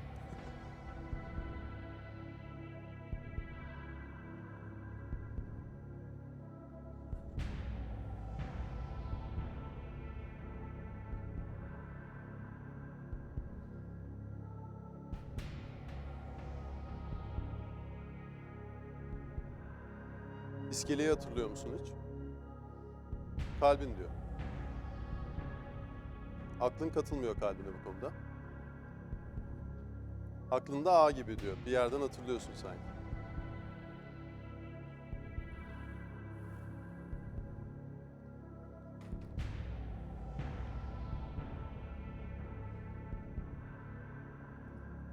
Kumaş ismi olarak düşündüğün zaman hangisi kumaş ismi olarak daha yakışır? Aa, bu kürek kumaşmış, bu iskele kumaşmış. Bu kayık kumaş. Bu sandal kumaş.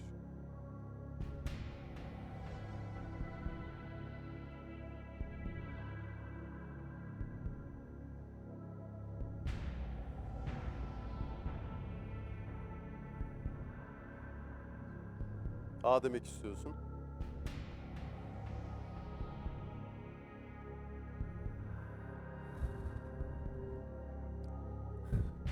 Gönül gözüyle mi bakmaya çalışıyorsun Gülsüm?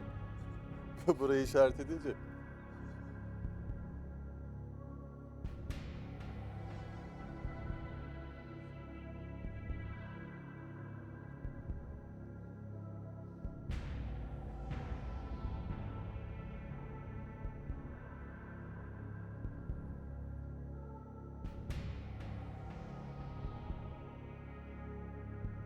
A.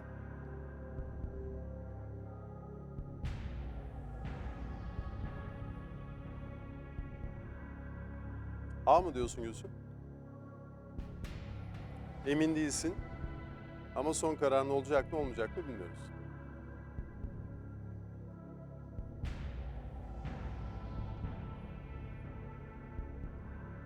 A.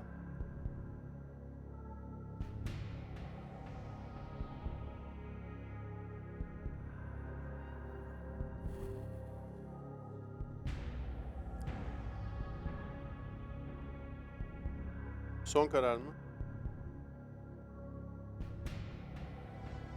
A. Sandal son karar.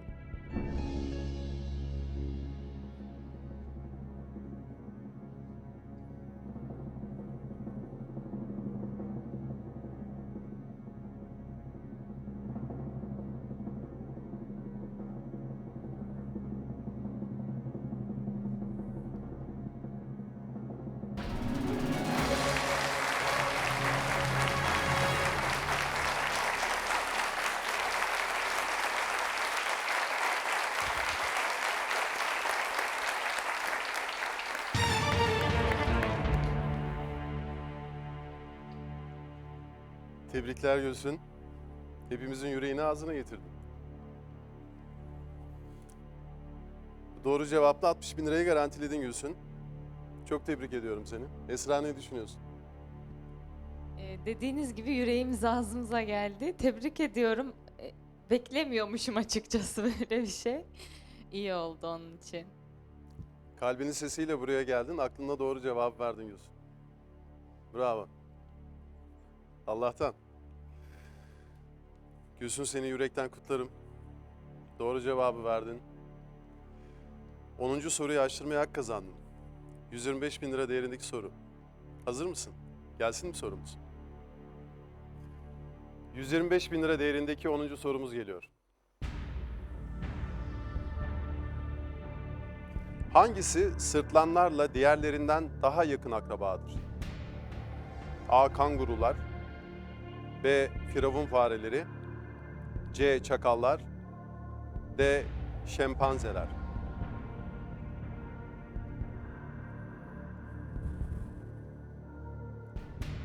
Gülsün hep öyle başlıyorsun, sonra gelmeye başlıyor sana.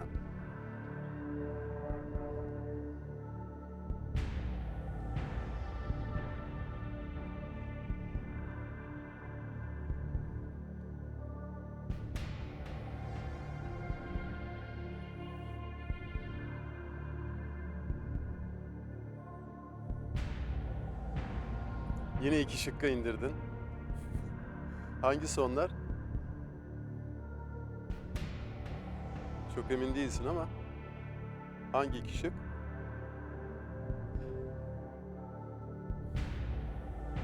Biri A, diğeri B.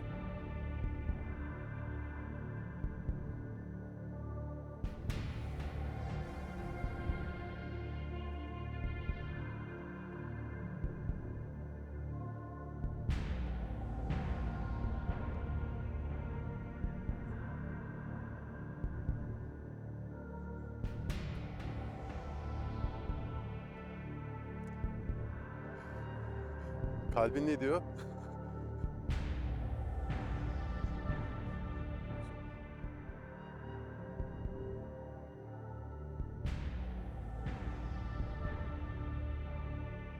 Firavun fareleri öne çıkıyor senin için.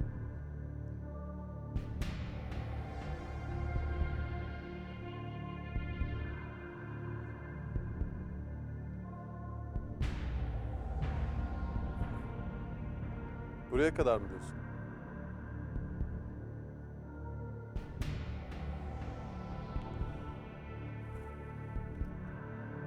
Buraya kadar dediğin yerde 9. soru Gülsün. Ya doğru cevap versen finale 2 soru kalacak.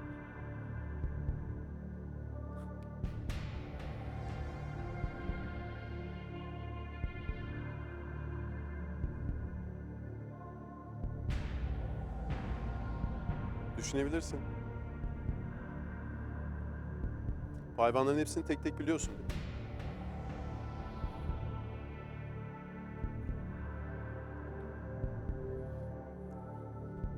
Yine bir tane şık bağırıyor mu benim diye? Hangisi o? B mi?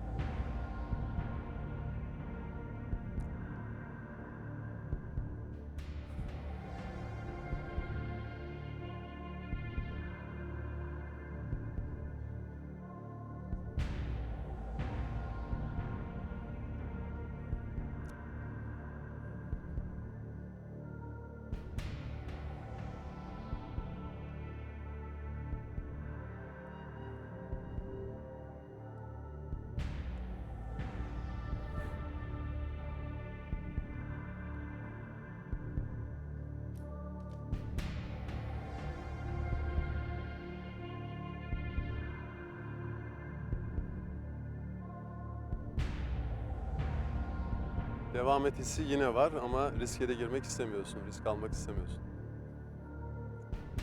Şu ana kadar zaten yeterince cesur davrandın, yürekli davrandın Gülsün. Şu an 60 bin liran var. Doğru cevap verirsen 125 bin liran olacak. Fakat yanlış cevap verdiğin takdirde 15 bin lira düşeceksin. 45 bin lira kaybedeceksin.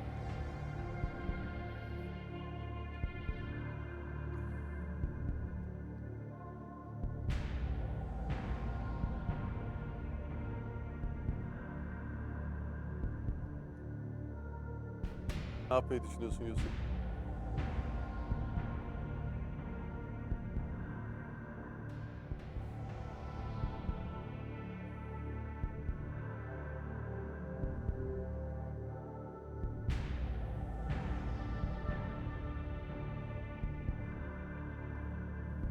Kararsızlık tavan.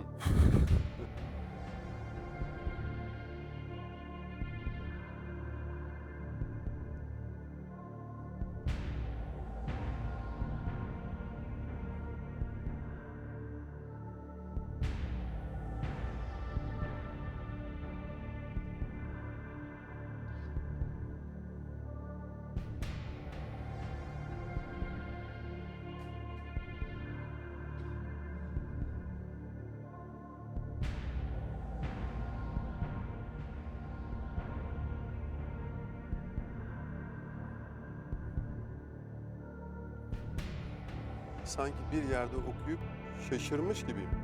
Fareler nasıl akraba olur diye düşündüğünü hatırlıyorsun.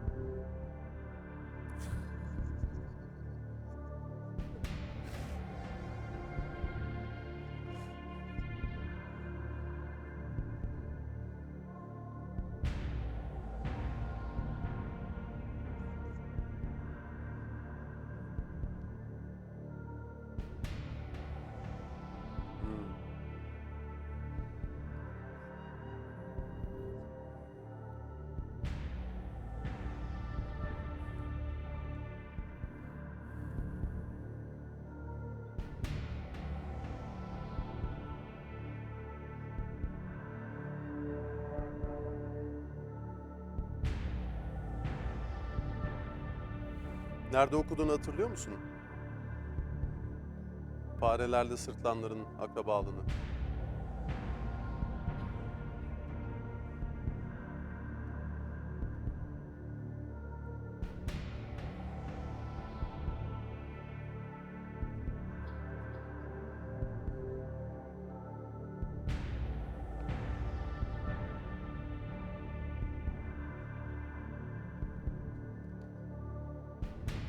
Beynin yanıltmıyorsa tabii. Evet.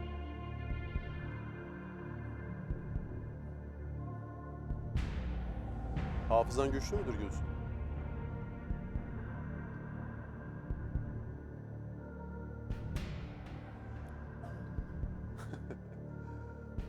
Çekilmek mi istiyorsun?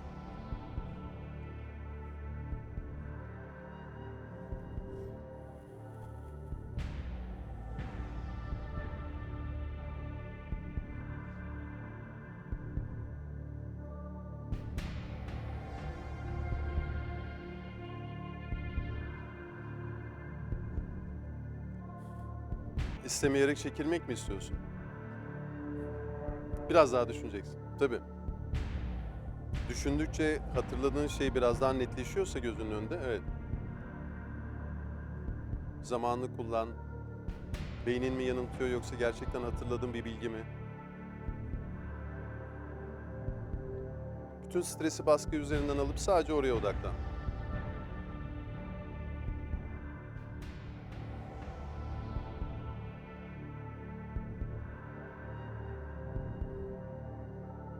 Kalbin ne diyor Gülsün? Devam et diyor. Hangi şıkkı söylüyor kalbin? B. Firavun fareleri.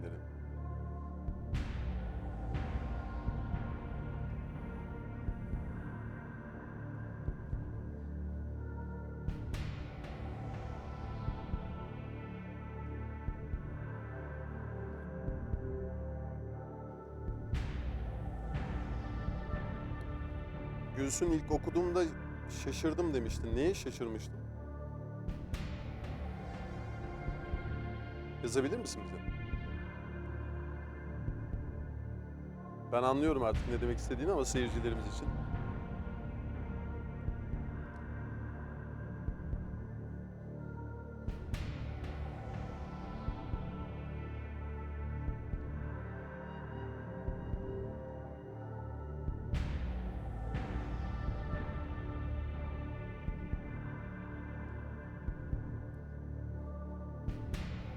Fare nasıl olur demiştin, sırtlanla nasıl akraba olur demiştin.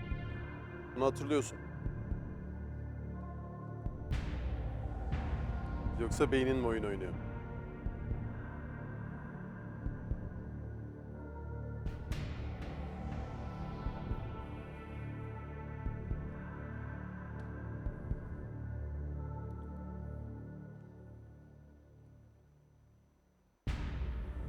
Şaşırdıysan, o şaşırma aklında kaldıysa ilginç bir bilgi olarak kalmıştır.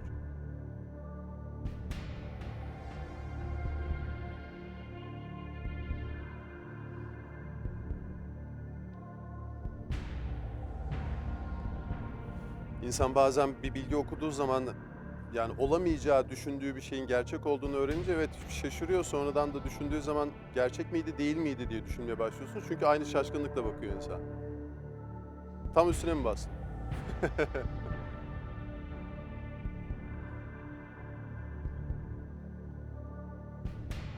Okuduğunu net hatırlıyorsun.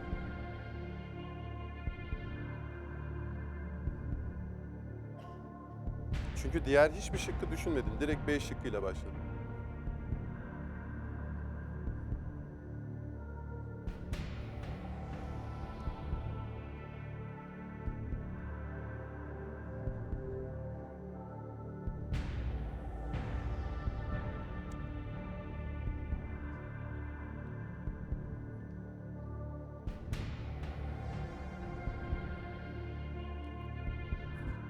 B bağırıyor mu?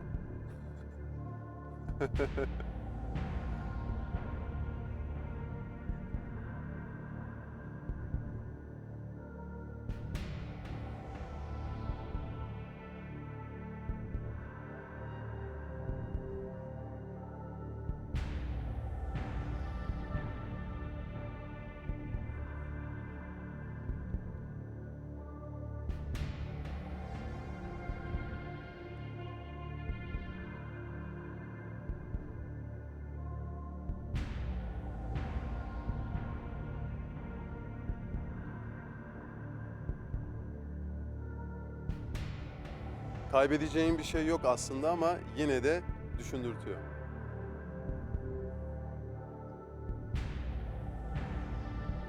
Evet.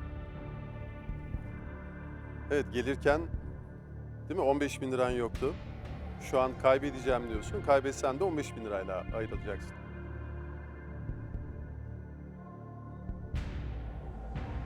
Ama doğru cevap verirsen 125.000 lira senin olacak. Ve 250.000 liralık soruyu açtıracaksın Gülsün. 11. soruyu.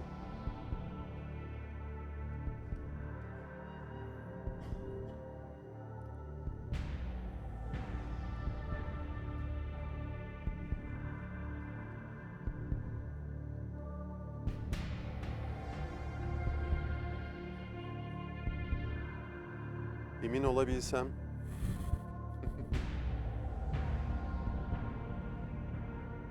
Bilmediğinden de emin olsan çekilir miydin?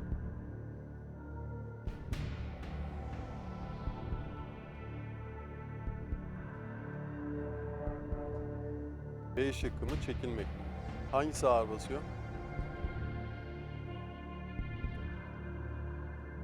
B demek mi, çekilmek mi?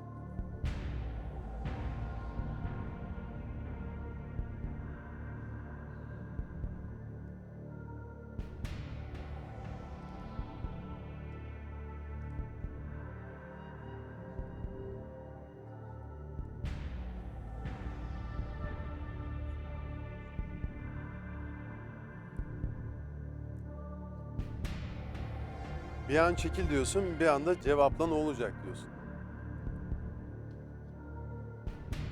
Burada bir kere yarışacaksın. İkinci bir şansın yok. Kısmet o, belli olmaz. İnşallah karşılaşırız.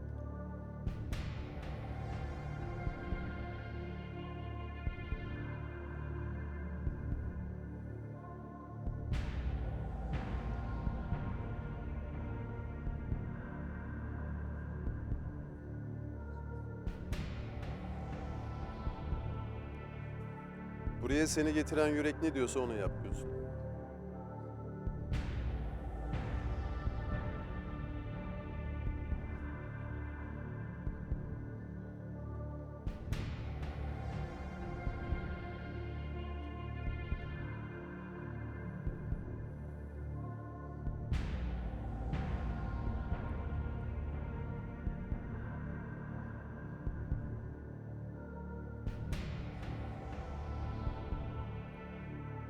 Bir anda formu doldurmuştun, hiç fikrinde yokken. Ve buradasın.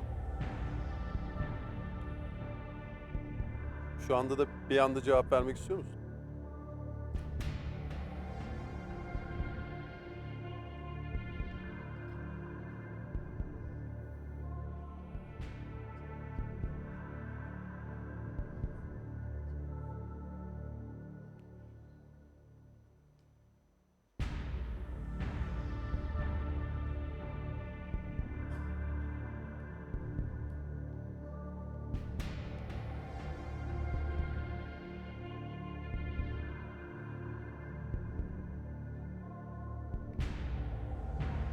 Hafızan yanıltır diye korkuyorsun.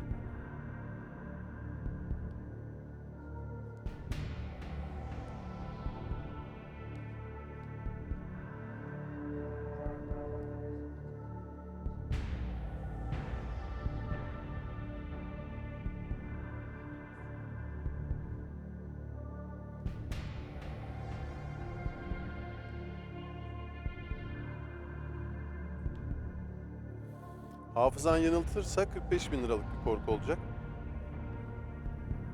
Yanıltmıyorsa artı 65 bin lira daha kazanacaksın, 125 bin liran olacak diyorsun.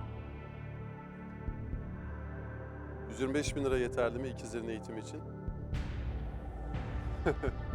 Bize de kalır diyorsun. Düğün hediyesi de çıktı.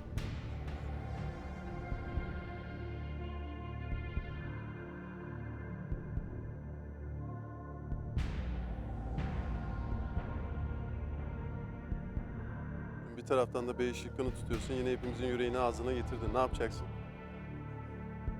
Aramızda kalp sorunları olanlar olabilir.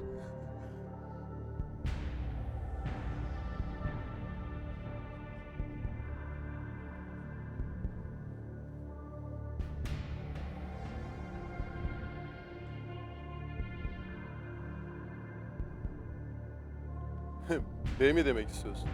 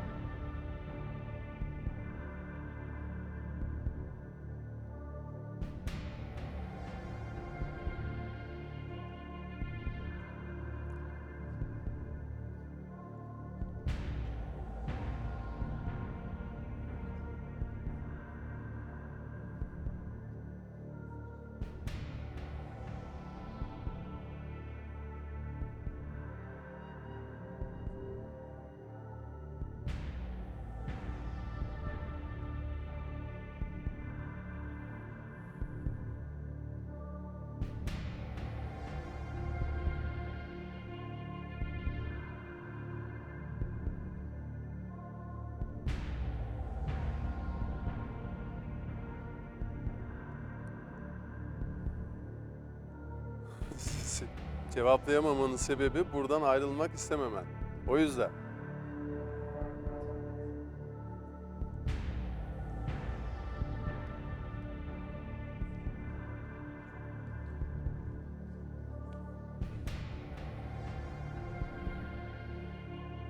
Evet, bir noktada karar vermek gerekiyor Gülsün.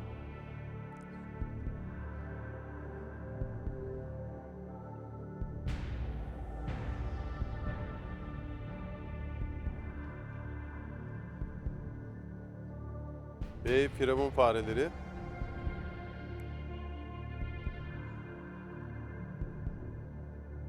Emin misin?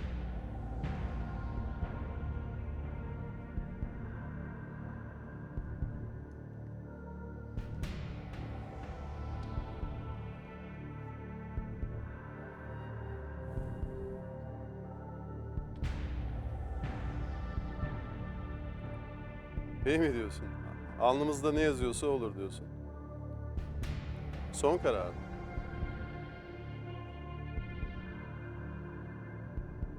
Net bir karar vermen gerekiyor Gülsün. B. Firavun fareleri son karardı.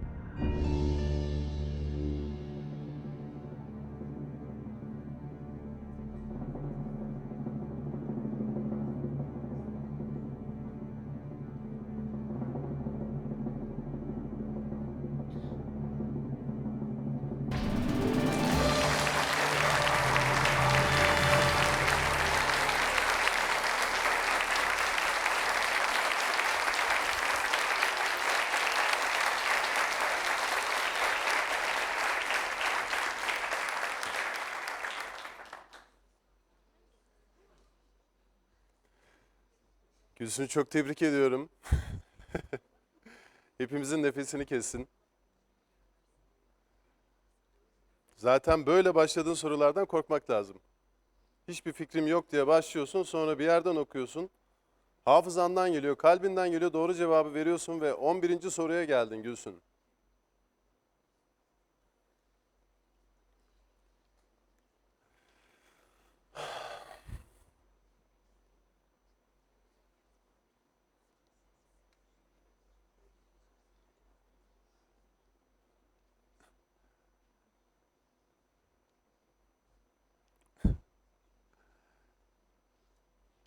Neler hissediyorsun? Kısaca yazar mısın bize? O arada sözü Esra'ya vereyim, sen yazmaya başla. Esra ne düşünüyorsun? Şaşkınım. Ablam aslında risk almayı çok seven biri değil.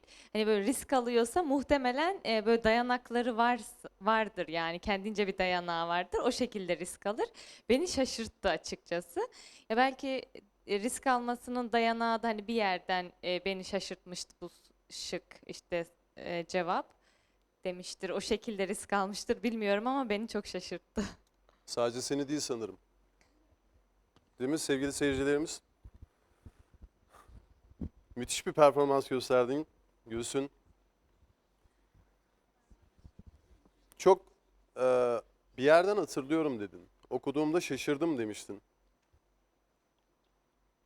İnsan, ve bunu konuşmuştuk, İnsan bazı şeyleri okuyup şaşırdığı zaman gerçekliğine inanmakta zorlanıyor ve hafıza bir oyun yapıyor orada. Onu silmeye çalışıyor. O gerçek değildi gibi. Ama sen onu hatırladın. Ve soru ilk sorulduğu andan itibaren sadece fareleri düşündün. Diğer şıkların üzerinden hiç geçmedin bile. Yani ipekli kumaş gibi olmadı. Orada sandal ve iskelenin arasında kalmıştın. Burada direkt B şıkkındaydın.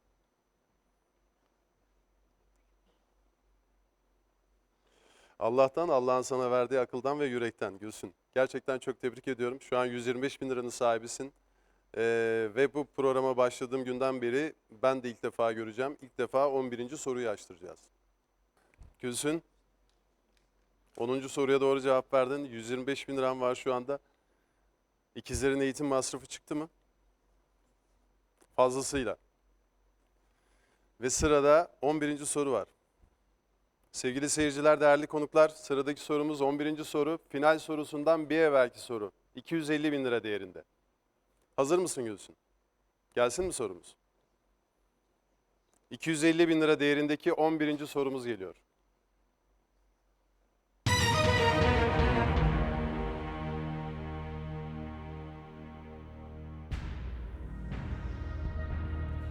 Jules Caesar ve Marcus Antonius'la yaşadığı aşkla bilinen ünlü Kleopatra, Mısır kraliçesi olan kaçıncı Kleopatra'dır? A. 1. B. 3. C. 5. D. 7.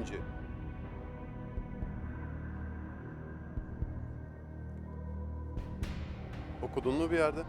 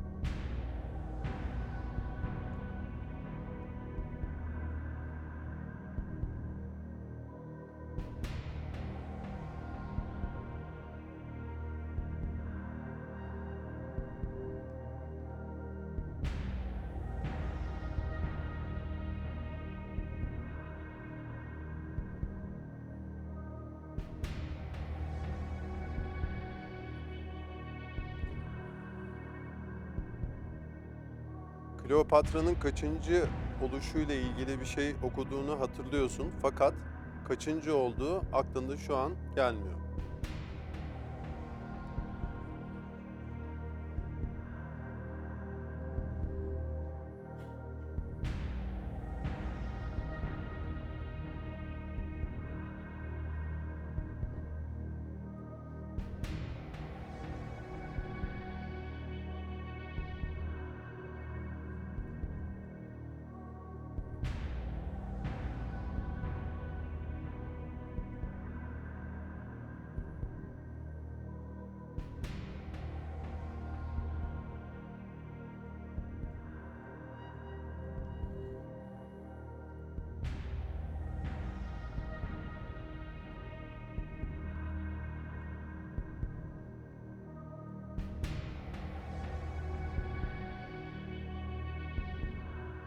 Öne çıkan bir şık var mı gözüm?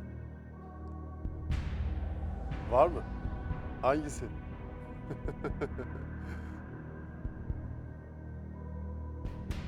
Hangi şık öne çıkıyor?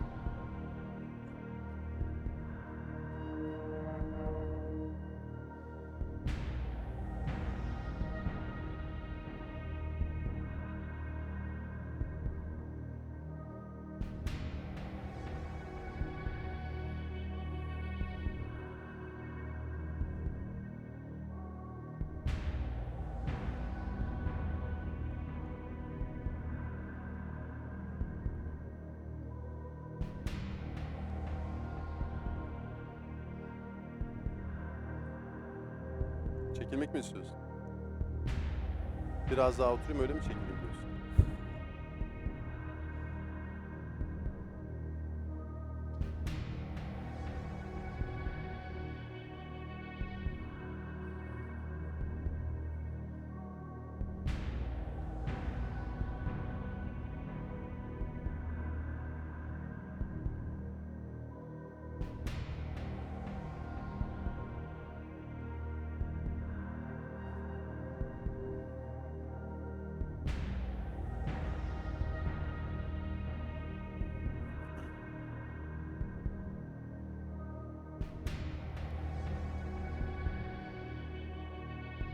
Hangisi onlar? İki şık arasında kaldın yine.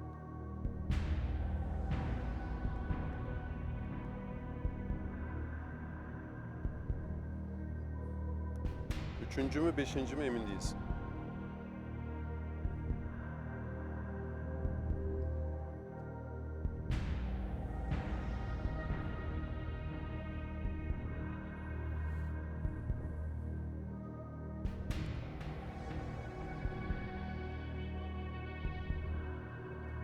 Şu an 125 bin liran var Gülsün. Doğru cevap verirsen 250 bin liran olacak. Yanlış cevap verirsen 110 bin lira kaybedeceksin, 15 bin lira düşeceksin.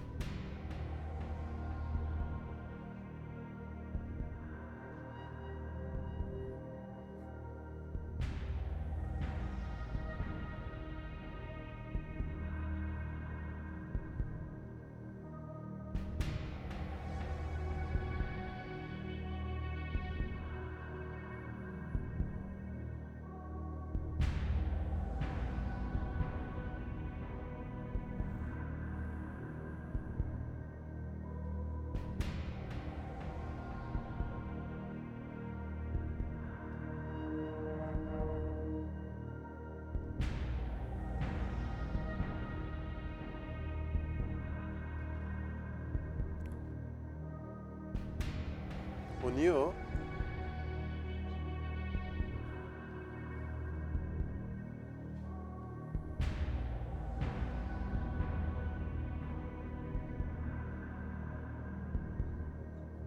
Keşke daha dikkatli okusaydın. Keşke daha ayrıntılı okusaydın. Evet.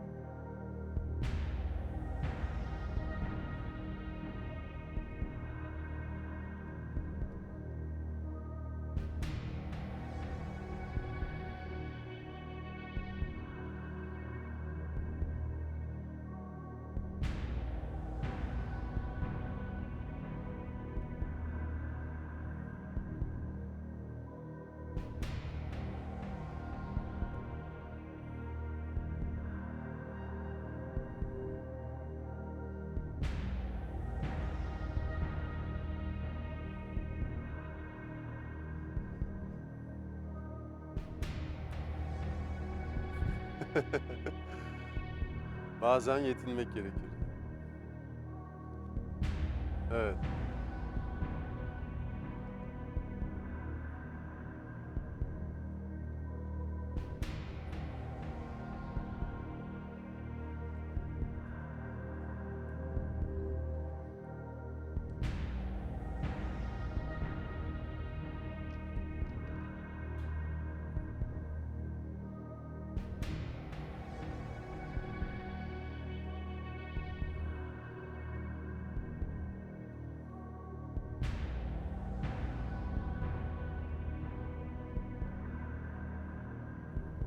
Şu an A şıkkıymış gibi geliyor. İlk defa 3'e çıktın.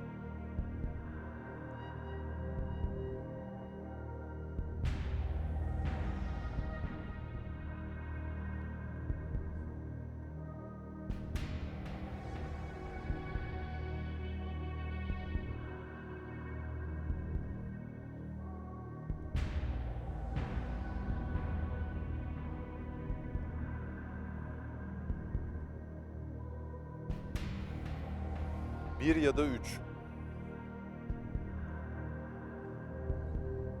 Sen yine göster onu Gülsün. Seyircilerimiz de görsün.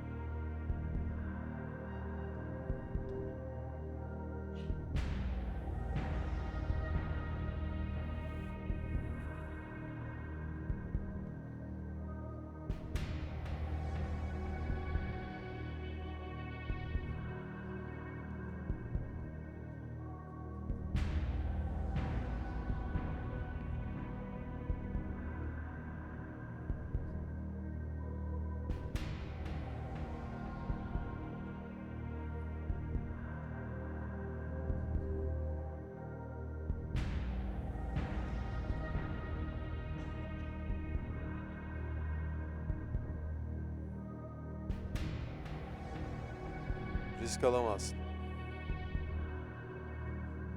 Makas çok açıldı.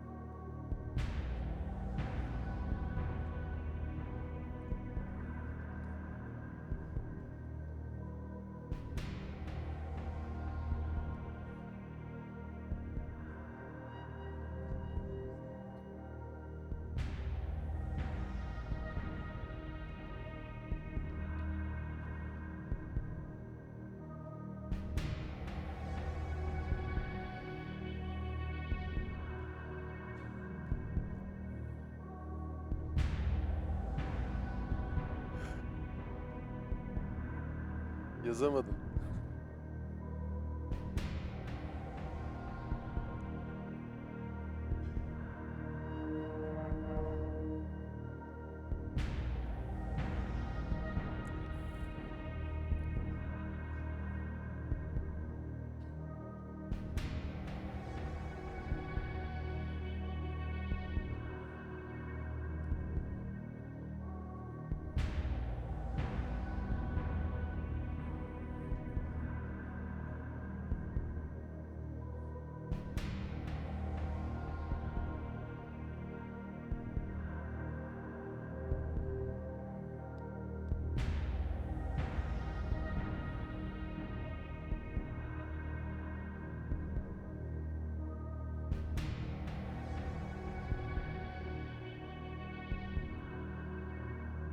Biraz daha mı düşünmek istiyorsun?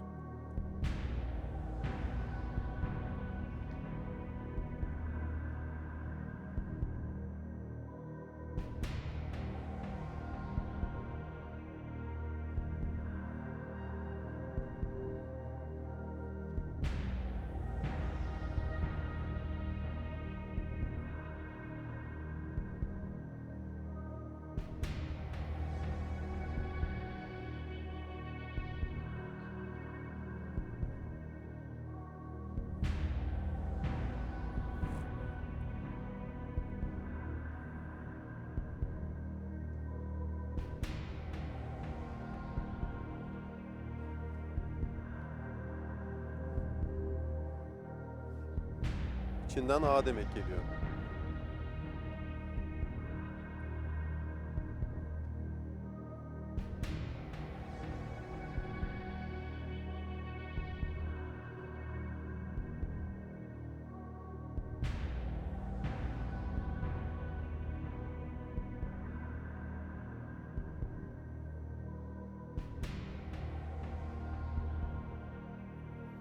İçinden A demek geliyor ama his mi, bir bilgiye mi dayandırıyorsun emin değilsin.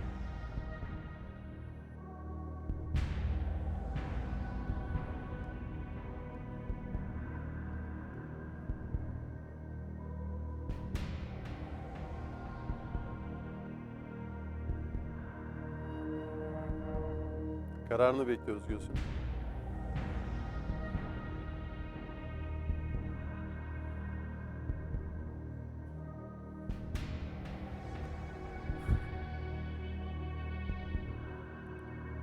Bunu yazmak sana zor geldi.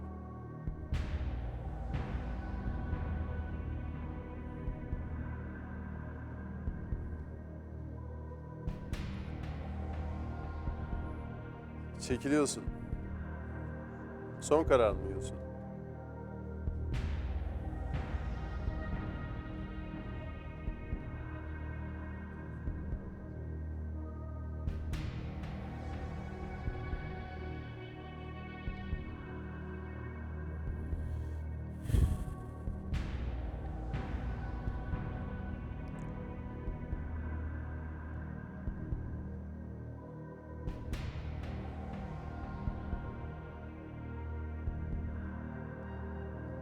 Şu an arenadaki Sezer gibisin Gülsüm. Hepimiz senin kararını bekliyoruz. Tamam mı, devam mı?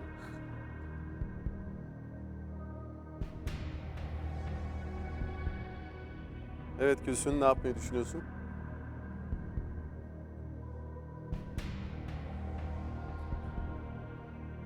Son karar mı?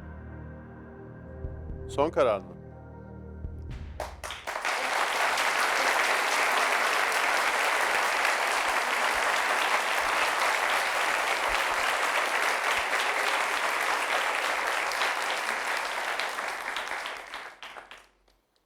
Çekilmeseydin ne derdin Gülsün? A mı B mi?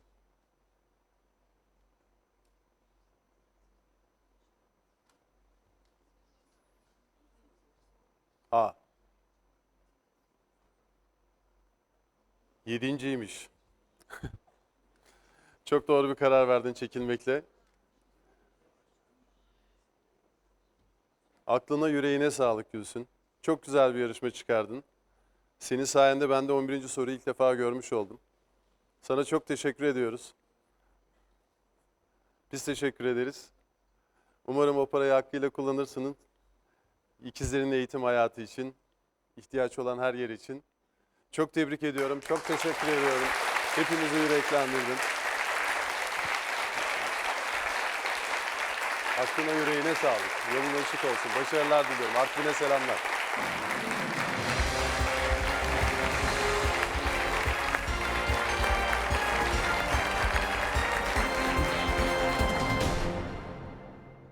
Selman Fındıkçı geliyor.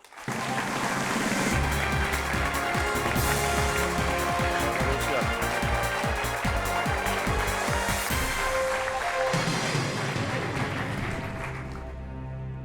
Selman hoş geldin. Hoş bulduk. Nasılsın? Teşekkür ederim. Siz nasılsınız? Ben de iyiyim. Seni tanımak isteriz. Tabii.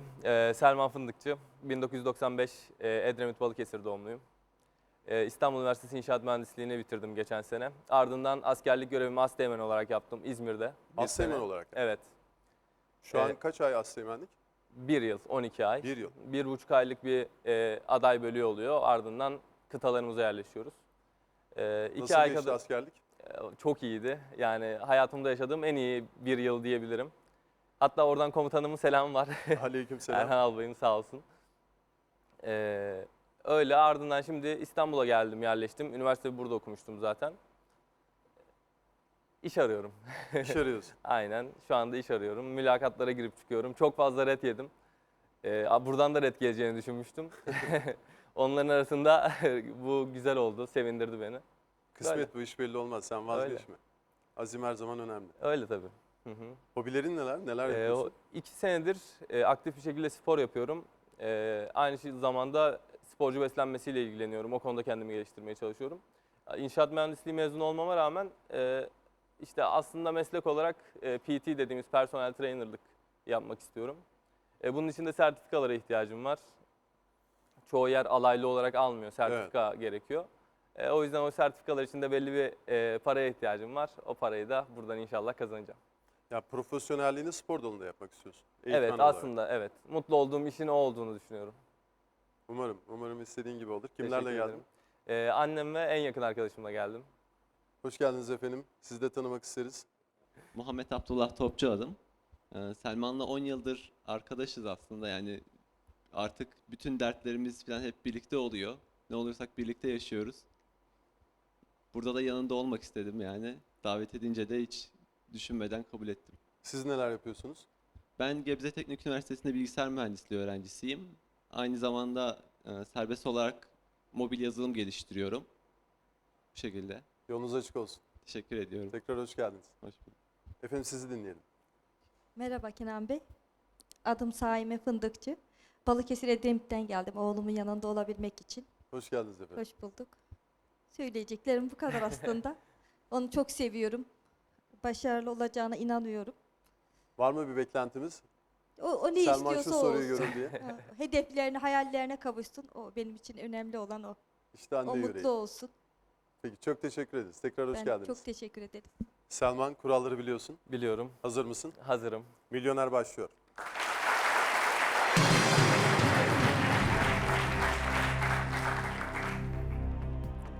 Çok genç ve toy kişilerin ağzının ne koktuğu söylenir. A. Balsamik sirke. B. Barbekü sos.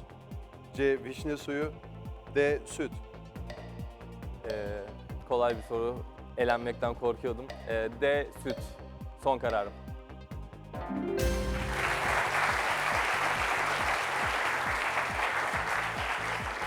Tebrikler Selman. Sırada Teşekkür ilk baraj ederim. sorumuz var. Hazır mısın? Hazırım. Sorumuz geliyor. Futbol spikerlerinin rakibe gol izni vermeyip sıkı bir defans anlayışıyla oynayan takımın oyuncuları için kullandıkları ifade hangisi olur? A. Mantardan direk diktiler.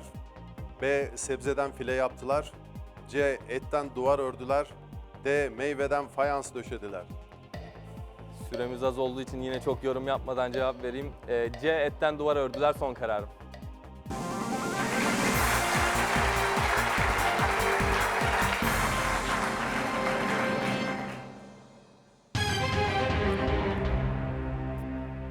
Selman tebrik ediyorum. Teşekkür ederim. İlk barajı geçtin. 1000 lirayı Evet, garantiledin. Evet. Korkuyordum açıkçası biraz. Gerçi hala korkum var. Bir iki soru daha gitmem lazım en azından. Öyle mi? Arkadaşlarımın yüzüne bakabilmem için. Buraya çıkıp bu bedeni cesareti göstermek zaten mahallede arkadaşlarına herkese rahat rahat böyle başın dik, alnın ak gezmene sebeptir diye düşünüyorum. Kesinlikle öyle. Zaten paradan çok biraz daha işte konfor alanımdan çıkıp böyle insanların önünde rezil olma ihtimalini dahilinde bir şeyler yapmak istedim. O yüzden yani başvurdum. Çok şükür çıktı. Bunu göze aldığın sürece başarı her zaman sana yakın olur. Teşekkür ederim. Tebrik ediyorum inşallah. cesaretinden Sağ olun. dolayı. Sırada 3. soru var. 2000 lira değerinde. Sorumuz geliyor. Gelsin hazırım. Giyim mağazalarında şişme ön hatlı çeşitleri satılan genellikle hangi ikisi olur? A. Şal ve küpe. B. Yelek ve mont. C. Kasket ve fular. D. Krampon ve kaşkol. Şalın içinde genelde kastüyü falan oluyor. Şişme ve mont, yelek olduğunu düşünüyorum. Diğerlerine tekrar bakıyorum. Son kararım B, yelek ve mont diyorum.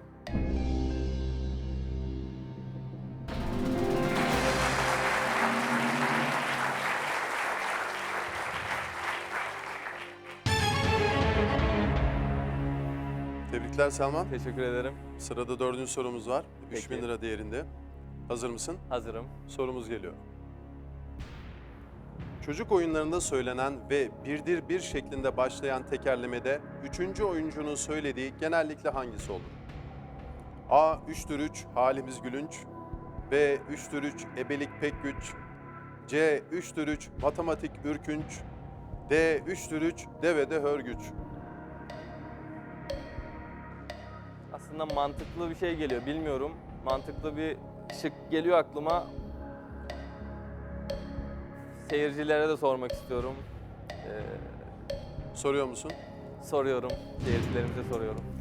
Sevgili seyircilerimiz, çocuk oyunlarında söylenen ve birdir bir şeklinde başlayan tekerlemede 3. oyuncunun söylediği genellikle hangisi olur? A. 3'tür 3, halimiz gülünç. B. 3'tür 3, ebelik pek güç. C. 3'tür 3, matematik ürkünç. D. 3'tür 3, devede hörgüç. Süreniz 10 saniye.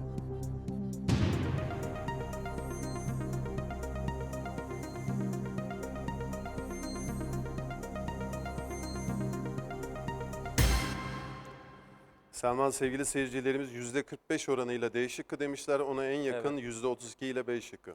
Sen ne dersin? Seyircilerimize ben de katılıyorum. Ben A olabileceğini düşünmüştüm. Halimiz gülünç, hani zor durumda, belki komik bir durumda olabilirler diye. D şıkkı 3'tür 3, devede hörgüç diyorum, son kararım.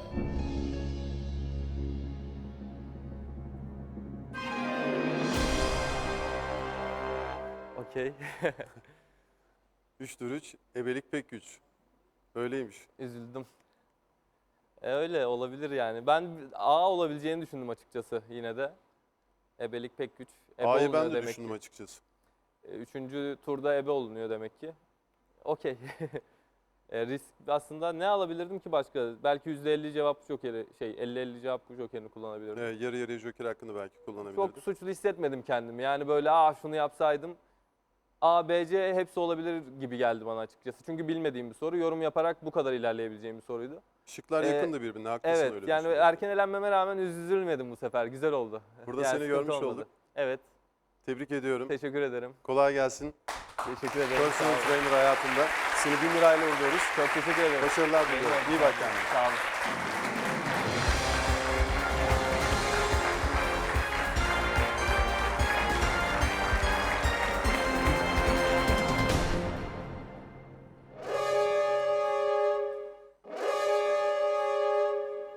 Sevgili seyirciler, değerli konuklar, bir milyonerin daha sonuna geldik. Son kararlarınız size hep mutluluk versin. Görüşmek üzere. Hoşçakalın. Hoşçakalın.